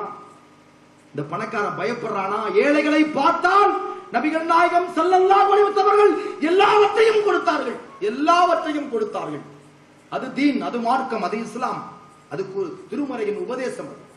யார் செவிமடுக்கிறார்கள், யார் அதை செய்கிறார்கள், அவர்களிடத்திலே ஒற்றுமை ஏற்பட வேண்டும், அவர்களிடத்திலே சகோதரத்துவம் ஏற்பட வேண்டும், அவர்கள் இந்த பூமியை ஆள வேண்டும். நடக்கும் அது இன்ஷா அல்லாஹ். அல்லாஹ்வுடைய தூதருடைய மனைவி அந்த பகுதியினுடைய மிகப்பெரிய கோடீஸ்வரியாக இருந்தார்கள், கதீஜா ரலியல்லாஹு அன்ஹா அவர்கள். இந்த மார்க்கத்தை ஏற்றுக்கொண்டவுடன் அல்லாஹ்வுடைய தூதரிடத்திலே நபிகள் நாயகம் ஸல்லல்லாஹு அலைஹி வஸல்லம் அவருடைய மனைவி கதீஜா வந்து சொன்னாங்க, யா ரசூலுல்லாஹ், இந்தாங்க என்னுடைய அத்தனை சொத்தையும் உங்கள்ட்ட தந்துட்டேன், நீங்க யாருக்கு விரும்புறீங்களோ அவங்களுக்கு கொடுத்துருங்க. நாங்க ரசூலுல்லாஹ்வுக்கு இதை விட மிட்டாய் வேற ஏதாவது இருக்க முடியுமா? அப்படியே எடுத்துக்கொண்டு போய் எல்லாத்துக்கும் யாரெல்லாம் வறியவர்களோ அவர்களுக்கு கொடுத்துட்டு அப்படியே போண்டி ஆக்கிட்டாங்க. யாரைய? கதீஜா ரலியல்லாஹு அன்ஹா. நான் சொல்ற உரையை கேட்டு தக்குவா தலைக்கடிச்சு நம்ம தாய்மார்கள்லாம் எந்திரிச்சு சொத்து பத்தை எல்லாம் கொண்டு வந்து வச்சிடாதீங்க. நான் அதுக்காக சொல்லல, உள்ளங்களிலே இருந்து யார கம்மலை கழட்டுற மாதிரி சவுண்ட் கேக்குது, எதையும் தயவு செஞ்சு கழட்டிடாதீங்க. எதா இருந்தாலும் சவுக்கத்தில் எதிர்த்து கொடுத்துருங்க, எங்கிட்ட தராதீங்க. யார் நேர்மையாக நியாயமாக அல்லாஹ்வுக்கு பயந்து விநியோகிக்கிறார்களோ அவர்களிடத்திலே உங்கள் பைத்துல் மால் சேர வேண்டும். பிறகு ஒற்றுமையை பற்றி பேசுவோம், பிறகு சகோதரத்துவத்தை பேசுவோம், பிறகு இந்த சமூகம் நீங்க யாரும் ஒற்றுமைப்படுத்த வேண்டாம், அவர்களே உங்கள்கிட்ட வந்துருவாங்க. நாங்க என்ன செய்யணும்? நீங்க அல்லாஹ்வின் பாதையில உயிரை தரணும் சொல்லுங்க, உயிரை கொடுத்துருவாங்க. ஏன்? அவர்களின் நலனிலே நீங்கள் அக்கறை கொண்டீர்கள், அவர்களுடைய வறுமையை நீங்கள் ஒழித்தீர்கள், அவர்கள் பசித்திருக்கும் போது நீங்கள் உணவு கொடுத்தீர்கள், அவருடைய காரியங்களிலே நீங்கள் அக்கறை எடுத்துக் கொண்டீர்கள். இப்படி இருந்தாங்க நபிகள் நாயகம் ஸல்லல்லாஹு அலைஹி வஸல்லம். சஹாபாக்களுக்கு என்ன தேவைன்னு அவங்களுக்கு தெரியும். இவருக்கு கொடுங்க, அவருக்கு கொடுங்க. அது நபிகள் நாயகம் ஸல்லல்லாஹு அலைஹி வஸல்லம் மரணத்திற்கு பிறகு அபூபக்கர் கொடுத்தார், அவருடைய மரணத்துக்கு பிறகு உமர் ரலியல்லாஹு அன்ஹு அவர்கள் கொடுத்தார்கள். அப்படி ஒரு சமுதாயம் இருந்தது. அகீமுஸ் ஸலாத்த வாத்தியுஸ் ஸகாத்த. இன்னைக்கு அந்த சமுதாயம் எங்க இருக்கு? இன்னைக்கு முஸ்லிம்கள் எப்படி தெரியுமா? அகீமுஸ் ஸலாத்த ரொம்ப லேட்டா தான் வரும். ஸலாத்த தொழுகையை நிலைநிறுத்தக்கூடியவர்கள். அதுல பாதி பேர் இல்ல, அதனால தான் நிறுத்தி சொன்னேன். நிறுத்தி சொன்னதுக்கு என்ன காரணம்? ஃபஜ்ருல் ஸலாத்து கைரும் மினன் நௌம்னு, உங்கள் தூக்கத்தை விட தொழுகை சிறந்ததுன்னு சொல்லும்போது நம்ம சமுதாயத்துக்கு ஒரு புரட்டுவோம். அல்லாஹ் நினைவு வரும், ஓ பாங்கு சொல்லுது, உடனே என்ன தெரியுமா பண்ணுவாங்க? அந்த போர்வை கால் கடியில கிடக்கும்ல, அப்படியே தூக்கி தலையோட போட்டு செகண்ட் ஷிஃப்ட் தூக்கம். ஒரு ஷிஃப்ட் முடிஞ்சு அடுத்த ஷிஃப்ட். சிந்திச்சு பாருங்க இந்த சமுதாயத்திட்ட ஒற்றுமை. அப்புறம் காலையில அப்படியே 10 மணிக்கு வந்து நிற்பான். நம்ம வந்து இந்த சமுதாயத்துக்காக இந்த மக்களுக்காக உயிரை கொடுக்கணும். இவன் உயிர் யாருக்கு வேணும்? ஃபஜ்ர் தொழுகாதவனுடைய ஒரு நிலைமை என்ன? அல்லாஹ்வுடைய பாதுகாப்பு வளையத்திலே இருந்து வெளியே போனவன், அல்லாஹ்வுக்கு நன்றி செலுத்தாதவன். இவர்களால் இந்த உலகம் கட்டமைக்கப்படுமா? இவர்களால் ஆட்சி அதிகாரம் சீரமைக்கப்படுமா? இவர்களால் லஞ்சம் ஒழியுமா? இவர்களால் இந்த நாட்டில் ஊழல் ஒழியுமா? அராஜகம் ஒழியுமா? அக்கிரமம் ஒழியுமா? படுகொலைகள் தடுத்து நிறுத்தப்படுமா? இல்லை சகோதரர்களே. நம்முடைய நாவு, நம்முடைய உடல், நம்முடைய உணவு, நம்முடைய உடை, நாம் சம்பாதிக்கிற சம்பாத்தியம் ஹலாலா இல்லாத வரை இது எதுவும் நடக்காது. அப்படியான ஒரு சமுதாயத்தை நோக்கியான ஒற்றுமையை இந்த மண்ணில் நிறுவதற்கான ஒரு முயற்சியாக என்னுடைய அன்பு சகோதரர்கள், நபிமார்கள், அண்ணன்மார்கள், தாய்மார்கள் இந்த கூட்டத்தை ஏற்பாடு செய்திருந்தால் அல்லாஹ் ரப்புல் ஆலமீன் உங்களில் 10 பேர் அதற்கு தயாராக இருந்தா போதும், இந்த சமூகத்தை சீர்படுத்திடுவான். பிறகு ஓடி போகுதல் இருக்காது, பிறகு விபச்சாரம் இருக்காது, பிறகு நம்ம சகோதரர்கள்ட்ட யார்த்தையாவது தெரியாம டாஸ்மார்க் தமிழனா இருப்பான்ல அதெல்லாம் இருக்காது, எல்லாம் போயிடும். நீங்கள் நாமெல்லாம் அந்த மாதிரியான குர்ஆனுடைய ஹதீஸினுடைய அடிப்படையிலே ஒற்றுமையினும் கயிற்றை பற்றி பிடிக்கக்கூடிய சகோதரர்களாக நாம் மாறும் போது அல்லாஹ் ரப்புல் ஆலமீன் அதற்கான வெளிச்சத்தை நமக்கு தருவான். அதற்கான எல்லா நிலையும் நமக்கு ஏற்படும். அது இல்லைன்னா நடக்காது. இன்னைக்கு சமூக சிந்தனை எத்தனை பேர்த்திட்ட இருக்கு? 1000 பேரில் 10 பேர்த்திட்ட கூட சமூக சிந்தனை கிடையாது. எல்லாம் அவனுக்காக வாழக்கூடிய சுயநலவாதி. ஒரு சுயநலவாதி முஸ்லிமாக இருக்க முடியாது, தெரியுமா உங்களுக்கு? ஒரு முஸ்லிம் குழந்தையின் மனத்தை போல இருப்பான். குழந்தையோட மனசு இருக்கும். யார் வேதனைப்பட்டாலும் அவன் அழுவான். ஒரு குழந்தை முன்னாடி நீங்க அழுது பாருங்க, அந்த குழந்தை அழுகும். சிரிச்சு பாருங்க, அந்த குழந்தை சிரிக்கும். குழந்தைகளுடைய தன்மையை போல அவனுடைய உள்ளம் இருக்கும். மூமின்களுக்காக, முஸ்லிம்களுக்காக, உம்மத்துக்களுக்காக, அவனுடைய சமூகத்திற்கான ஒரு வாழ்க்கை இன்னைக்கு உண்டா? சமூகத்தை பற்றி அக்கறைப்படக்கூடிய எத்தனை பேர் சமூக வாழ்க்கை இருக்கு? 1000 பேர் இருப்பான், 10 பேர் சமுதாய பணியில இருக்க மாட்டான். சமுதாய சிந்தனை இருக்காது. இந்த சமூகத்தை ஒருங்கமைக்க வேண்டும் என்கிற வேட்கை வெறி அவனிடத்தில் இருக்காது. இந்த சமுதாயம் பாதிக்கப்படுகிறது. என் தங்கச்சிமார்கள், என் தாய்மார்கள் இந்த நாட்டில் பாதிக்கப்படுகிறார்கள், சித்திரவதை செய்யப்படுகிறார்கள், படுகொலைக்கு ஆளாக்கப்படுகிறார்கள், வறுமையிலே உழல்கிறார்கள், படிக்க வைக்க வசதி இல்லாமல் இருக்கிறார்கள், சொந்த வீடற்றவர்களாக இருக்கிறார்கள், வாடகை கொடுக்க வழி இல்லாமல் இருக்கிறார்கள், விதவைகள் உண்டு, கண்ணில்லாத குருடர்கள் உண்டு, வாய் பேச முடியாத ஊமைகள் உண்டு, மூளை வளர்ச்சி குன்றிய முஸ்லிம்கள் உண்டு. இதுவரைக்கும் அவர்களுக்கு ஒரு பள்ளிக்கூடம் நம்ம அமைக்கல. சிந்திச்சு பாருங்க. ஆனால் கிறிஸ்துவ மிஷனரிகள் எத்தனை பள்ளிக்கூடம் அவர்களுக்கு. சிந்திச்சு பாருங்க. விளம்பரம் இல்லாமல் இந்த உலகத்தில் நன்மையை ஏவி கொண்டிருப்பவன் யார் தெரியுமா? கிறிஸ்துவன். ஆனா தீமையை தடுக்க மாட்டான். அந்த வாய்ப்பை அல்லாஹ் நமக்கு வழங்கி இருக்கிறான். அதனால் தான் சொன்னேன், அவர்கள் நன்மையை ஏவுவார்கள், தீமையை தடுப்பார்கள். அவர்கள் தான் அல்லாஹ்வின் மீது நம்பிக்கை வைத்திருப்பவர்கள். எவன் நன்மையை மட்டும் ஏவி தீமையை தடுக்கவில்லையோ அவன் முஸ்லிம் அல்ல, அவன் அல்லாஹ்வின் மீது நம்பிக்கை கொண்டவன் அல்ல. நன்மையை ஏவ வேண்டும், தீமையை தடுக்க வேண்டும். ஒரு முஸ்லிமுடைய வாழ்க்கை என்பது போராட்டம் தான். நன்மையை ஏவுதல், தீமையை தடுக்குதல். இந்த நன்மையை ஏவி தீமையை தடுக்கக்கூடிய காரியத்தில் முஸ்லிம்கள் ஒற்றுமையாக, முஸ்லிம்கள் உற்ற சகோதரர்களாக வாழுவோம் என்று சொன்னால், இஸ்லாமிய அடிப்படைகளிலே வாழும் போது சில தவறுகள் நடக்கும், அல்லாஹ் நம்மை மன்னிக்கட்டும். அப்படி வாழுவோம் என்று சொன்னால், அப்படி ஒரு கட்டமைப்பை நாம் உருவாக்குவோம் என்று சொன்னால், அல்லாஹ் ரப்புல் ஆலமீன் தன்னுடைய திருமறையிலே ஒரு சுப செய்தியை சொல்லுகிறார். அவர்களுக்கு ஒரு நற்செய்தியை சொல்லுங்கள், ஒரு குட் நியூஸ் சொல்லுங்கள். வபஸ்ஸிரில்லதீன ஆமனு வஅமிலுஸ் ஸாலிஹாத்தி அன்ன லஹும் ஜன்னாத்தின் தஜ்ரி மின் தஹ்திஹல் அன்ஹார். சதா ஆறுகள் ஓடிக்கொண்டிருக்கின்ற சுவனச்சோலையிலே அவர்கள் அமர்த்தப்படுவார்கள். அவர்களுக்கு அழகிய கன்னிகள் கொடுக்கப்படும், கனிகளும் கொடுக்கப்படும், அழகிய கன்னிகளும் கொடுக்கப்படும். அல்லாஹ் ரப்புல் ஆலமீன் சொல்கிறார். எந்த கவலையும் இல்லாத, எந்த துக்கமும் இல்லாத, பசியறியாத, எந்த ஒரு தடுமாற்றமும் இல்லாத, தீவிரவாதம் இல்லாத, பயங்கரவாதம் இல்லாத, குழப்பம் இல்லாத, வயதானவர்களே இல்லாத சொர்க்கத்தில் நமக்கெல்லாம் வயசு எவ்வளவு? 35. வயசானவங்களுக்கு எல்லாம் ரொம்ப சந்தோஷமா இருக்கும். எல்லாத்துக்கும் 35, பெண்ணு ஆண் எல்லாத்துக்கும் 35, எல்லாம் இளமையா இருப்பாங்க. எந்த நோயும் இல்லாத, எந்த ஒரு பற்றாக்குறையும் இல்லாத, பொறாமை இல்லை, பகைமை இல்லை, வெறுப்பு இல்லை, எதுவும் இல்லாத அந்த சொர்க்க சோலையிலே அற்புதமானது ஒரு வாழ்வை அல்லாஹ் தருகிறேன் என்று சொல்லுகிறானே. அந்த வாழ்வு கிடைக்க வேண்டுமானால் அல்லாஹ் அவனுடைய வேதத்தின்படி, அல்லாஹ் அவனுடைய தூதரின் உபதேசத்தின்படி இந்த சமூகத்தில், இந்த தெருவில், இந்த சமூகத்தில், இந்த தெருவில் ஒரு முஸ்லிமாக, மூமினாக, நேர்மையாளனவனாக, நல்லவனாக, குரானிய மொழிகளை பின்பற்றி வாழக்கூடியவனாக இங்கே வாழ்ந்து ஜக்காத்து கொடுத்து தொழுது நோன்பு வைத்து அஜ்ஜுக்கு போய் வசதி இருந்தா. இப்ப நிறைய பேர் கடை வாங்கிட்டு போறான். எங்க கடை வாங்கிட்டு போறீங்க? அந்த காட்சியை ஒண்ணு பார்த்தா அல்ல சொர்க்கம் தருவானா? எங்க சொல்லியிருக்கான் பார்த்தா சொர்க்கம்னு? சிந்திச்சு பாருங்க. எனவே பசித்தவனுக்கு உணவு கொடுத்த மார்க்கம் இந்த மார்க்கம். பசித்தவனுக்கு உணவு கொடுத்த மார்க்கம், வீடற்றவனுக்கு வீடு கொடுத்த மார்க்கம், வாழ்வற்றவனுக்கு வாழ்வு கொடுத்த மார்க்கம். யார ரசூலுல்லாஹ், உங்களுக்கு உங்களை கல்யாணம் பண்றேன்னு சொல்லிட்டு வந்திருக்கிற இந்த பெண்ணை நான் மனமுடித்துக் கொள்ளட்டுமான்னு கேட்கிற அளவுக்கு பங்கு போடுகிற மார்க்கம். சிந்திச்சு பாருங்க. அப்படி ஒரு வாழ்க்கையை வாழுவதற்கு பின்னாடி உள்ள உட்கார்ந்து தொலை தூரத்திலே பார்த்துக் கொண்டிருக்கிற என்னுடைய அன்புக்குரிய சகோதரிகள், தாய்மார்கள், பெரியோர்கள், நடக்க முடியாமல் மூட்டு வலிகளால், கால் பாதத்தினுடைய வலிகளால், நெஞ்சு வலிகளால் இருந்தும் கூட அல்லாஹ்வுடைய மார்க்கம் பேசப்படுகிறதே என்று இந்த இரவு வேளையிலே நொண்டி நொண்டி நடந்து அமர்ந்திருக்கிற என்னுடைய அன்பு தாய்மார்கள், வயதானவர்கள், சகோதரர்கள், யா அல்லாஹ் எங்களுடைய அனைவருடைய பாவங்களையும் மன்னித்தருள்வாயாக இறைவா. எங்களுடைய முன்னோர்களுடைய பாவங்கள், எங்கள் மூதாதையர்களுடைய பாவங்கள், எங்கள் சகோதர சகோதரிகளுடைய பாவங்கள், எங்களுடைய தாய்மார்களுடைய பாவங்கள், எங்கள் தந்தையினுடைய பாவங்கள், எங்களுடைய உற்றார் உறவினர்களுடைய பாவங்கள், எங்கள் நண்பர்களுடைய பாவங்கள், எங்களிடத்திலே துவா செய்ய சொன்னவர்களுடைய பாவங்கள், எங்கள் சமூகத்தின் பிரச்சனைகள் அத்தனையும் மன்னித்து எங்களை நேரான வழியில் இந்த பூமியிலே ஆக்குவாயாக அல்லாஹ். நாளை மறுமை நாளிலே ஜன்னத்துல் ஃபிர்தௌஸ் என்ற சொர்க்கத்திலே எங்களை ஆக்குவாயாக இறைவா. யா இறைவா, நீ எங்களை மன்னிக்க வேண்டும் இறைவா. எங்களை நீ மன்னிக்கவில்லை என்று சொன்னால் யார் இறைவா எங்களை மன்னிப்பா?